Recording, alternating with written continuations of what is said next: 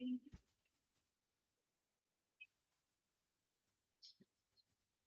morning.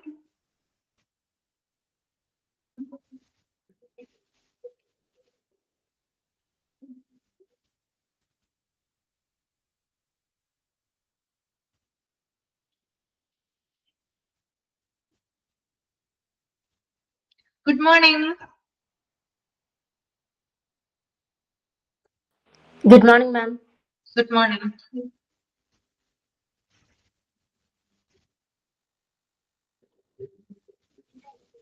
ഞാനാണെന്ന് അറിയാമായിരുന്നോ? വളരെ കുറച്ചു പേരുള്ളല്ലോ. ഇല്ല മാം, രമ്യ മാം ആണെന്നാണ് വിചാരിച്ചത്. ആണല്ലേ? ഓക്കെ. കുറച്ച് കഴിയുമ്പോഴേ നിങ്ങൾ ഡൗട്ട് ചോദിച്ചിട്ടുണ്ടായിരുന്നില്ലേ വിഷ് ടീച്ചറോട്? ഡൗട്ട് ക്ലാരിഫിക്ക. അപ്പൊ സാറ് വരും കേട്ടോ. അപ്പൊ ഞാനൊന്ന് മാറും, സാറ് വന്നിരിക്കും കേട്ടോ. ഓക്കെ. വീണ്ടും ഞാൻ വരും. ഡൗട്ട് തീർന്നു കഴിഞ്ഞാല് വീണ്ടും ഞാൻ ക്ലാസ്സിൽ വരും കേട്ടോ. ഓക്കെ. അപ്പൊ ആദ്യമേ ഒന്ന് പറഞ്ഞതാണ്, അല്ലെങ്കിൽ ഇടയ്ക്ക് വെച്ച് പറയുമ്പോ പിന്നെ നിങ്ങൾക്ക് മനസ്സിലാവില്ലല്ലോ. ഓക്കെ. അപ്പൊ നമുക്ക് എന്ത് ചെയ്യാം, കണ്ടിന്യൂ ചെയ്യാം. ഞാൻ ഇതിന്റെ ഷോർട്സ് ആയിട്ട് കുറച്ച് കൊണ്ടുവന്നിട്ടുണ്ട്, സിമ്പിൾ ആയിട്ട് മനസ്സിലാവാത്ത കാര്യങ്ങൾ. അപ്പൊ അതിന്റെ നോട്ടും കൂടി ഞാൻ തരാട്ടോ നിങ്ങൾക്ക്, അതും കൂടി നിങ്ങൾ എഴുതി എടുക്കാം കേട്ടോ. എല്ലാവർക്കും മനസ്സിലായല്ലോ? വാരി വലിച്ച് പഠിക്കുന്നതിന് പകരം ഷോർട്ട് ആയിട്ട് പഠിച്ചാൽ മതി, അതാണ് കുറച്ചും കൂടി ബെറ്റർ.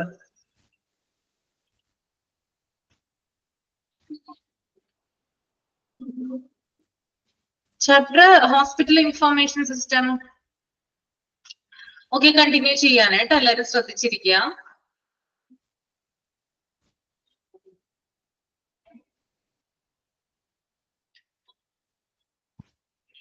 പേഷ്യന്റ് ഷെഡ്യൂളിംഗ് ആണ്. ഇന്നലെ നമ്മള് മെഡിക്കൽ ബില്ലിംഗ് വരെയാണ് പറഞ്ഞു നിർത്തിയത്.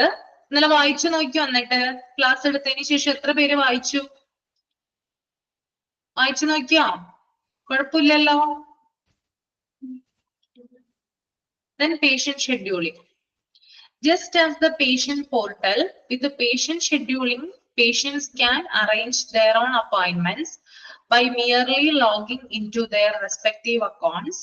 This way, they neither should wait in line in front of the doctor's chamber or clinic, nor require to call the clinic repeatedly to have an appointment.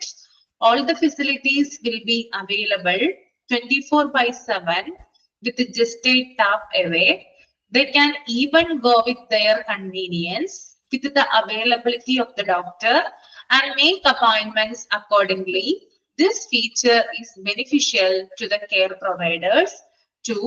They can allot their staff test rooms and specially apparatus if required.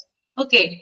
Patient scheduling എന്ന് പറഞ്ഞു കഴിഞ്ഞാല് രോഗിയുടെ portal പോലെ രോഗിയുടെ scheduling ഉപയോഗിച്ച് രോഗിക്ക് അവരുടെ അക്കൗണ്ടിലേക്ക് ലോഗിൻ ചെയ്യാനായിട്ട് സാധിക്കും. ഓക്കെ. അപ്പൊ പേഷ്യന്റ് പോർട്ടൽ പോലെയുള്ള ഒരു സംവിധാനം, അല്ലെങ്കിൽ ആ ഒരു രോഗിയുടെ ഷെഡ്യൂളിംഗ് ഉപയോഗിച്ച് എന്ത് ചെയ്യാം, രോഗിയുടെ അക്കൗണ്ടിലേക്ക് നമ്മൾക്ക് ലോഗിൻ ചെയ്യാനായിട്ട് സാധിക്കും. അതിലൂടെ സ്വന്തം അപ്പോയിന്റ്മെന്റുകൾ മാനേജ് ചെയ്യാനായിട്ട് സാധിക്കും. ഇപ്പൊ രോഗിക്ക് ഡോക്ടറെ കാണാനായിട്ട് പേഷ്യന്റ് പോർട്ടൽ പോലെ തന്നെയുള്ള ഒരു സംവിധാനമാണ് എന്ത്, പേഷ്യന്റ് ഷെഡ്യൂളിംഗ് എന്ന് പറയുന്നത്. അതിലൂടെ എന്ത് ചെയ്യാം, അവരുടെ അക്കൗണ്ടിലേക്ക് എന്ത് ചെയ്യാം, ലോഗിൻ ചെയ്യാം. ദെൻ അപ്പോയിന്റ്മെന്റുകൾ എന്ത് ചെയ്യാം, ഫിക്സ് ചെയ്യാവുന്നതാണ്. ഓക്കെ. ഇതുവഴി അവർക്ക് ഡോക്ടറുടെ ചേംബറിനോ അല്ലെങ്കിൽ ക്ലിനിക്കിന് മുന്നിലോ ക്യൂവിൽ നിൽക്കേണ്ട ആവശ്യം വരുന്നില്ല. കുറെ നേരം പോയിട്ട് എന്ത് ചെയ്യണ്ട, രാവിലെ തന്നെ പോയിട്ട് ക്ലിനിക്കിന് മുന്നിലോ അല്ലെങ്കിൽ ഡോക്ടറുടെ റൂമിന് മുന്നിലോ പോയി എന്ത് ചെയ്യണ്ട, അവിടെ പോയി ക്യൂ നിൽക്കേണ്ട ആവശ്യം വരുന്നില്ല. അതുപോലെ തന്നെ ഹോസ്പിറ്റലിലേക്ക് റിപ്പീറ്റ് ആയിട്ട് വിളിക്കുകയും വേണ്ട. ഇപ്പൊ ഡോക്ടർ അവൈലബിൾ ആണോ, ഡോക്ടർ എപ്പോ വരും, അല്ലെങ്കിൽ ഡോക്ടർ ഉണ്ടോ, അങ്ങനെയുള്ള കാര്യങ്ങളൊക്കെ എപ്പോഴും എന്ത് ചെയ്യണ്ട, വിളിച്ചു ചോദിക്കേണ്ട ആവശ്യവും വരുന്നില്ല. അതുപോലെ തന്നെ ഇതിനകത്ത് നമുക്ക് 24/7, അതായത് 24 മണിക്കൂർ എന്ത് ചെയ്യുന്നുണ്ട്, ആഴ്ചയിലെ 7 ദിവസവും 24 മണിക്കൂറും ഈ ഒരു സംവിധാനം നമുക്ക് തരുന്നുണ്ട്. അതുപോലെ തന്നെ അപ്പോയിന്റ്മെന്റുകള് സൗകര്യത്തിനനുസരിച്ച് കിട്ടുന്നതാണ്. അതായത് രോഗിയുടെ സൗകര്യം, ഡോക്ടറുടെ അവൈലബിലിറ്റി, ഇതൊക്കെ അനുസരിച്ച് എന്ത് ചെയ്യാം, നമുക്ക് അപ്പോയിന്റ്മെന്റുകൾ ഫിക്സ് ചെയ്യാനായിട്ട് സാധിക്കും. ഓക്കെ, രോഗിയുടെ പോർട്ടൽ പോലെ തന്നെ ഷെഡ്യൂളിംഗ് എന്ന് പറയുന്ന സംവിധാനം ഉപയോഗിച്ച് അക്കൗണ്ടിലേക്ക് നേരിട്ട് ലോഗിൻ ചെയ്ത് നമുക്ക് അപ്പോയിന്റ്മെന്റ് എടുക്കാം. അപ്പോയിന്റ്മെന്റുകൾ ഇതിലൂടെ നമുക്ക് ക്രമീകരിക്കാം. ഇതിലൂടെ ഡോക്ടറുടെ ക്ലിനിക്കിന് മുന്നിലോ ചേംബറിന് മുന്നിലോ രോഗികളെ കാത്തു നിൽക്കേണ്ടതായിട്ടുള്ള ആവശ്യം വരുന്നില്ല. ഇടയ്ക്കിടയ്ക്ക് ഹോസ്പിറ്റലിലേക്ക് വിളിക്കേണ്ടതായിട്ടുള്ള ആവശ്യം കൂടി വരുന്നില്ല. പിന്നെ 24/7 ഇതിനകത്ത് സൗകര്യങ്ങളും കിട്ടുന്നതാണ്. ഓക്കെ, അതുപോലെ അപ്പോയിന്റ്മെന്റുകള് ഡോക്ടറുടെ അവൈലബിലിറ്റി അനുസരിച്ച് രോഗികളുടെ സൗകര്യത്തിനനുസരിച്ച് എന്ത് ചെയ്യാവുന്നതാണ്. ക്ലിയർ ആണോ patient scheduling?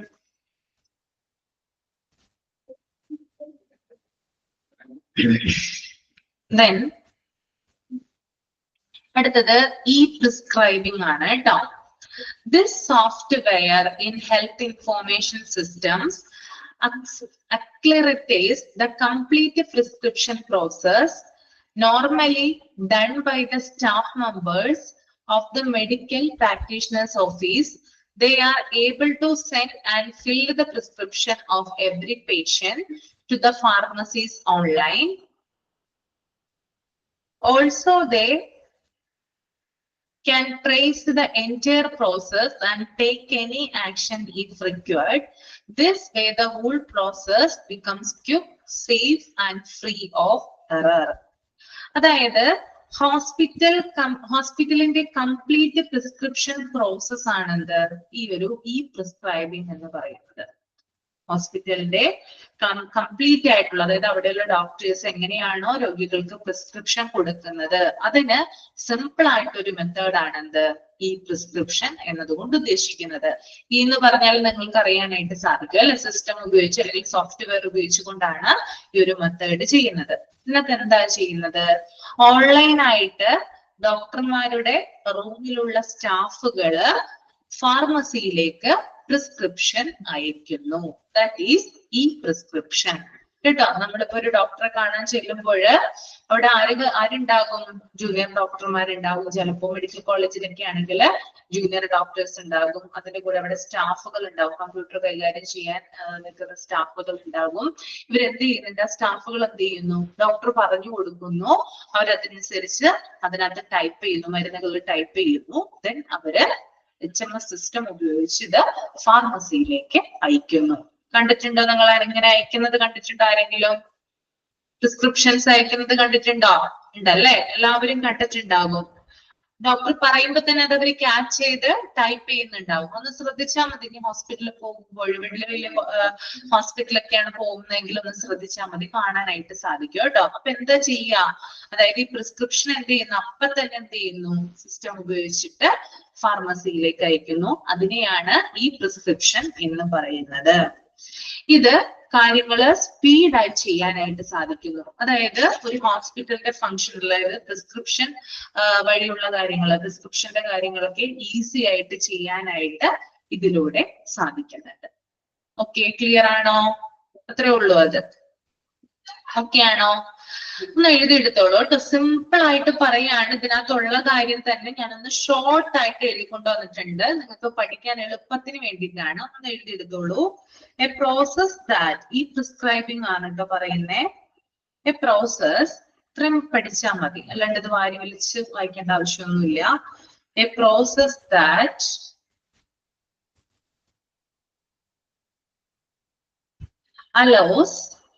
allows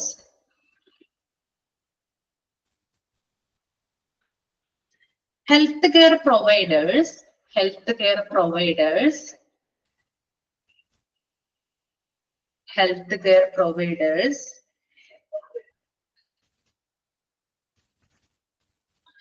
send prescriptions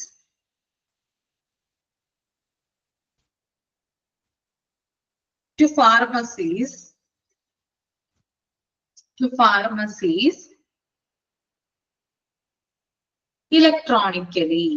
electronically.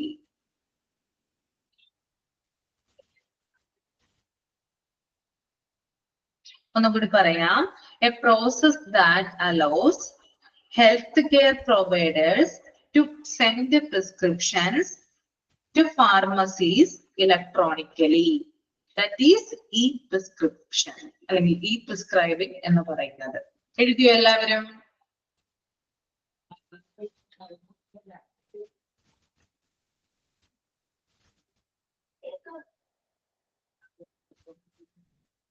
ഇതിന് പ്രധാനമായിട്ടും 3 ബെനിഫിറ്റുകൾ ഉണ്ട്. ഒന്ന് ആക്യുറസി, 2 എഫിഷ്യൻസി, 3 സേഫ്റ്റി. ആ 3 പോയിന്റുകളും കൂടി ഒന്ന് എഴുതിയെടുത്തോളൂ കേട്ടോ. Efficiency, accuracy, efficiency, safety. Clear cut ആയിട്ട് നമുക്ക് കാര്യങ്ങൾ മനസ്സിലാവും. എന്താണ് ഡോക്ടർ എഴുതിയിരിക്കുന്നതെന്ന് കുറിപ്പിടേണ്ട ആവശ്യമില്ല അല്ലെ. ഓൺലൈനായിട്ട് ടൈപ്പ് ചെയ്തായിരിക്കാണ്. അപ്പൊ കൂടുതൽ ക്ലിയർ ആവില്ലേ ഫാർമസിന്? അപ്പൊ ക്ലിയർ കട്ട് ആയിട്ട് മനസ്സിലാവും. എഫക്റ്റീവ് ആണ്, സേഫ്റ്റി ഉണ്ടാവും. Okay, that is e-prescribing. Clear ആയോ? ഇപ്പം കൂടി ക്ലിയർ ആയോ? കൺഫ്യൂഷൻ മാറിയോ? എന്താണെന്ന് മനസ്സിലായില്ലേ? Okay,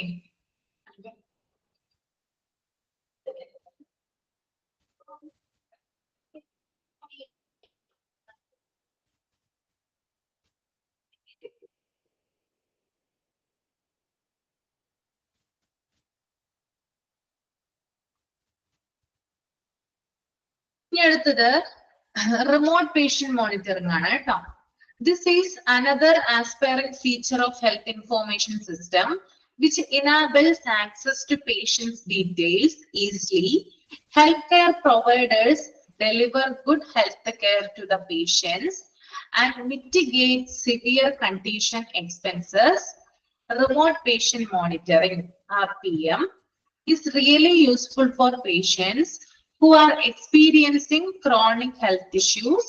Doctors use the information gathered through RPM for monitoring patients' health status.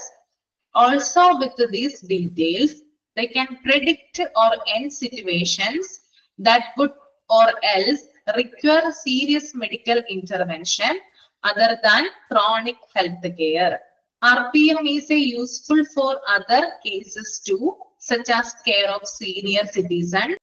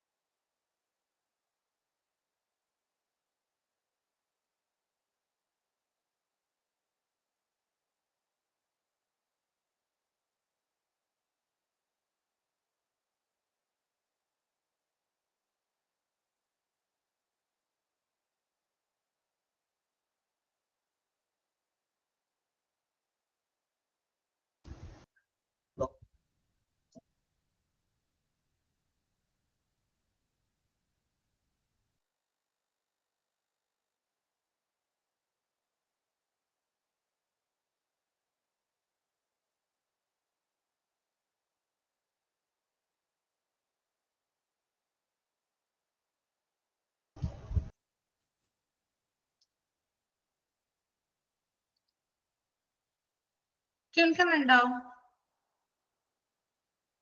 കേൾക്കാമോ? കുറച്ചൊരു പ്രോബ്ലം വന്നു. സാറ് കയറും ട്ടോ, അടുത്ത് തന്നെ സാറ് കയറും. അതുവരെ നമുക്കൊന്ന് നോക്കാം കേട്ടോ. സാറ് കയറാൻ പോകുന്നുണ്ട് കേട്ടോ. അപ്പൊ ലിങ്ക് എന്തോ ചെയ്തതാണ്, എന്തോ ഒരു ഇഷ്യൂ വന്നതാണ്. വേറെ പ്രോബ്ലം ഒന്നുമില്ല. നമുക്ക് സാറ് കയറുന്നത് വരെ ഇതൊന്ന് ഡിസ്കസ് ചെയ്യാം കേട്ടോ. ഓക്കെ.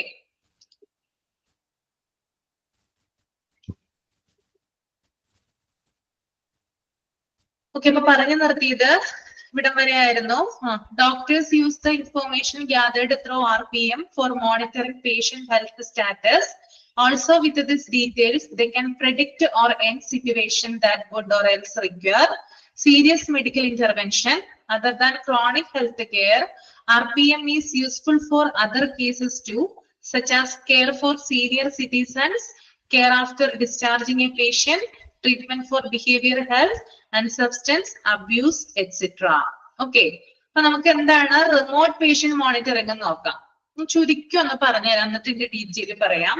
അതായത് നമ്മള് പേഷ്യൻസിന്റെ വൈറ്റൽസ് ഒക്കെ കളക്ട് ചെയ്യുന്നതാണ്. സിസ്റ്റം വഴി പേഷ്യൻസിന്റെ വൈറ്റൽസ് ഒക്കെ കളക്ട് ചെയ്യുന്ന ഒരു രീതിയാണ് എന്ത് റിമോട്ട് പേഷ്യന്റ് മോണിറ്ററിംഗ് എന്നതുകൊണ്ട് ഉദ്ദേശിക്കുന്നത്.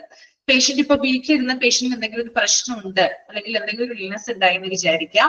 ഉടനെ തന്നെ പേഷ്യന്റ് എന്ത് ചെയ്യാം, ഫോൺ വഴി HMS സിസ്റ്റം വഴി എന്ത് ചെയ്യാം, പേഷ്യന്റ് പോർട്ടലിൽ കയറിയിട്ട് ഡോക്ടറുമായിട്ട് സംസാരിക്കാവുന്നതാണ്. That is remote patient monitoring. Clear ആണോ? മനസ്സിലായില്ലേ? ഓക്കെ. അപ്പൊ റിമോട്ട് പേഷ്യന്റ് മോണിറ്ററിംഗിന്റെ okay okay.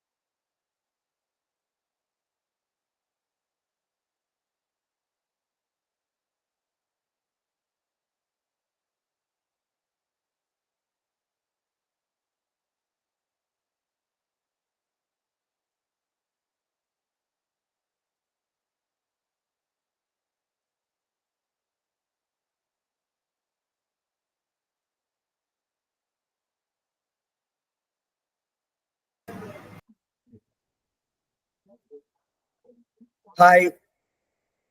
Good morning, all of you. Good morning. എന്റെ ശബ്ദം കേൾക്കുന്നുണ്ടല്ലോ അല്ലേ?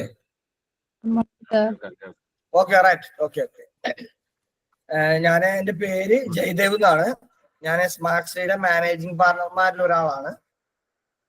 നമ്മുടെ വിദ്യാർത്ഥികൾക്ക് എന്തൊക്കെയോ കാര്യങ്ങളിൽ ചില സംശയങ്ങൾ ഉണ്ടെന്ന് പറഞ്ഞിരുന്നു. അപ്പോൾ ആ കാര്യങ്ങൾ നേരിട്ട് ദൂരീകരിക്കുന്നതിന് വേണ്ടിയിട്ടാണ് ഇന്ന് ഈ സെഷനിലോട്ട് വന്നിട്ടുള്ളത്. അപ്പോ നമുക്ക് വളരെ കുറഞ്ഞ സമയമെടുത്ത് വളരെ ഫാസ്റ്റ് ആയിട്ട് നമ്മുടെ സംശയങ്ങൾ ദൂരീകരിക്കാം. എനിക്ക് വേറെ പ്രത്യേകിച്ചൊന്നും അങ്ങോട്ടേക്ക് പറയാനില്ല. ആരെങ്കിലും സംശയങ്ങൾ ഉള്ളത് ഇങ്ങോട്ടേക്ക് ചോദിച്ചാൽ ഞാൻ അതിന്റെ മറുപടി നൽകാം. ഓക്കെ, അങ്ങനെ പോരെ? മതി. ഓക്കെ, എന്താണ് സംശയം? ഒന്ന് രണ്ട് കാര്യങ്ങൾ ഞങ്ങൾക്ക് സംശയമുള്ളത്. ഒന്ന് നമ്മുടെ സർട്ടിഫിക്കറ്റ് ഫീനെ കുറിച്ചായിരുന്നു. അപ്പോൾ ഞങ്ങൾ ആദ്യം ഈ സംശയം നമ്മുടെ ഗ്രൂപ്പിൽ ഇത് പറഞ്ഞു കഴിഞ്ഞപ്പോൾ എനിക്ക് തോന്നുന്നു സാറിൻ്റെ അടുത്ത് ഇത് എത്തിയിട്ടുണ്ടാവും. അപ്പോൾ അവിടെ നിന്നുള്ള ആൻസർ ഞങ്ങൾക്ക് കിട്ടിയത്, ആദ്യം കിട്ടിയ ആൻസർ ഡോളർ റേറ്റ് ചേഞ്ച് ആയതുകൊണ്ടാണ് ഇത് വന്നതെന്നാണ് അവിടുന്ന് കിട്ടിയ ആൻസർ. ഞങ്ങൾക്ക് മെസ്സേജ് അയച്ച് കിട്ടിയത്. രണ്ടാമത് കിട്ടിയ ആൻസർ അവിടുത്തെ എന്ന് വെച്ചാൽ കനേഡിയൻ യൂണിവേഴ്സിറ്റി അല്ലെങ്കിൽ ഇൻസ്റ്റിറ്റ്യൂട്ടിൻ്റെ അവരുടെ എന്താ പറയുന്ന കമ്മിറ്റി കൂടി തീരുമാനിച്ച് അവരുടെ ഇതിൽ വന്ന വ്യത്യാസമാണെന്നാണ് രണ്ടാമത് കിട്ടിയ മറുപടി. ഇത് ഞങ്ങൾക്ക് ഒഫീഷ്യലി ഞങ്ങൾക്ക് ആരും ക്ലിയർ ചെയ്ത് തന്നിട്ടില്ല. അത് ഒന്നാമത്തെ കാര്യം. രണ്ടാമത്തെ കാര്യം ഞങ്ങൾക്കുള്ളത്, ഞങ്ങളൊരു ഇൻസ്റ്റിറ്റ്യൂട്ടിൽ പഠിക്കാൻ കയറി കഴിഞ്ഞാൽ നമ്മളിപ്പോൾ സ്കൂളിലാണേലും കോളേജിലാണേലും എവിടെയായാലും നമുക്കൊരു ID കാർഡ് ഇഷ്യൂ ചെയ്യാന്ന് പറയുന്ന ആ കോളേജിൻ്റെ ഉത്തരവാദിത്തം. നമുക്കൊരു ID ഇഷ്യൂ ചെയ്ത് തരിക എന്നുള്ളത്. അതിനാരും സ്റ്റുഡൻസ് ആരും ഫീസ് മുടക്കിയിട്ടല്ല അവർക്ക് ID കാർഡ് കൊടുക്കുന്നത്. ഇപ്പോൾ ഒരു ID കാർഡിൻ്റെ ഒരു പ്രശ്നം വന്നെന്ന് വെച്ചാൽ ഈ എക്സാം ആകുന്ന അവസ്ഥയിലാണ് നമുക്ക് ഈ ID കാർഡിൻ്റെ ഇഷ്യൂ വന്നിരിക്കുന്നത്. അപ്പോൾ അവിടുന്ന് കിട്ടിയ മറുപടി എന്താന്ന് ചോദിച്ചാൽ, അതിന് നിങ്ങൾ 100 രൂപ അടച്ചെങ്കിൽ ഞങ്ങളത് ഇഷ്യൂ ചെയ്ത് തരും. അത് വാട്സപ്പിൽ തരും. ഞങ്ങൾ ഈ ഉപയോഗിച്ചുകൊണ്ടിരിക്കുന്ന വാട്സപ്പിൽ തന്നെ ഇത് തരും. അത് നിങ്ങൾ എക്സാമിന് കയറുമ്പോൾ ആ ID കാർഡ് കാണിച്ചിട്ട് വേണം അതിൽ കയറി എക്സാം എഴുതാൻ. ഞങ്ങളുടെ സംശയം അന്നുണ്ടായിരുന്നത്, നമ്മൾ എക്സാമിന് ഉപയോഗിച്ചുകൊണ്ടിരിക്കുന്ന ഈ ഫോണിൽ തന്നെ വാട്സപ്പിൽ കിട്ടിക്കഴിഞ്ഞാൽ ഞങ്ങൾ ഈ വാട്സപ്പിൽ നിന്ന് എങ്ങനെ എടുത്ത് കാണിക്കും? ഈ ഒരു സംശയം ഞങ്ങളുടെ ഗ്രൂപ്പിൽ ഉന്നയിച്ചപ്പോൾ അത് സാറിൻ്റെ അടുത്ത് എത്തിയോ എത്തില്ലയോ എനിക്കറിയില്ല. അപ്പോൾ അടുത്ത മറുപടി അവിടുന്ന് എത്തിക്കഴിഞ്ഞു. അങ്ങനെയല്ല, അതൊരു ആപ്ലിക്കേഷനായിട്ട് വരികയാണ്. ആ ആപ്ലിക്കേഷനകത്തൂടെ കയറിയിട്ട് വേണം നിങ്ങൾ എക്സാം ക്ലാസ് ഏതാണോ അതിനകത്ത് കയറാനുള്ളത് എന്നാണ് അത് കഴിഞ്ഞ് കിട്ടിയ മറുപടി. അതും കഴിഞ്ഞ് ഇപ്പം മൂന്നാമത്തെ മറുപടി കിട്ടിയത്, ഈ ID കാർഡ് നിങ്ങൾക്ക് തരുന്നത് എക്സാം കഴിഞ്ഞ് കഴിഞ്ഞാൽ നിങ്ങൾക്ക് സർട്ടിഫിക്കറ്റ് കിട്ടാൻ കുറച്ച് കാലതാമസം എടുക്കും. ആ കാലതാമസത്തിനുള്ളിൽ നിങ്ങൾക്ക് എവിടെയെങ്കിലും ഇന്റർവ്യൂ അറ്റൻഡ് ചെയ്ത് ജോയിൻ ചെയ്യണമെങ്കിൽ ഈ ID കാർഡ് കാണിച്ചാൽ മതി, നിങ്ങൾക്ക് ജോയിൻ ചെയ്യാൻ പറ്റും. ഇത് ഞാൻ ആദ്യത്തെ അറിവാണ്. ഞാനൊരു സ്ഥാപനത്തിന്റെ മാനേജരായിട്ട് ജോലി ചെയ്യുന്ന ഒരാളാണ്. ഞാൻ പലരെയും ഇന്റർവ്യൂ എടുത്തിട്ടുണ്ട്. ഈ ID കാർഡ് കാണിച്ച് ഇന്റർവ്യൂവിന് അറ്റൻഡ് ചെയ്ത് ജോലിക്ക് കയറുന്ന സംഭവം ഞാൻ ആദ്യം കേൾക്കുക.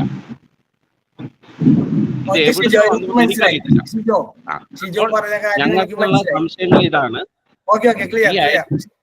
അത് അല്ല, ഒരു കാര്യം കൂടെ, ലാസ്റ്റ് അതിന് വേറൊരു ഉത്തരം കൂടെ കിട്ടി. ഈ ID കാർഡ് മാൻഡേറ്ററി അല്ല. അപ്പൊ പിന്നെ എന്തിന് ഇത്രയും ആൾക്കാരുടെ കയ്യിൽ നിന്ന് 100 രൂപ പിരിച്ച് ID കാർഡ് എന്നുള്ള ഒരു അവസ്ഥയിലേക്ക് എത്തി? ഓക്കെ, മനസ്സിലായി. ഞാൻ പറയാം. വേറെ ആർക്കെങ്കിലും ഷിജോ പറഞ്ഞ അഭിപ്രായം കൂടാതെ ഈ സംശയമല്ലാതെ വേറെ എന്തെങ്കിലും സംശയം കൂടിയിട്ടുണ്ടോ?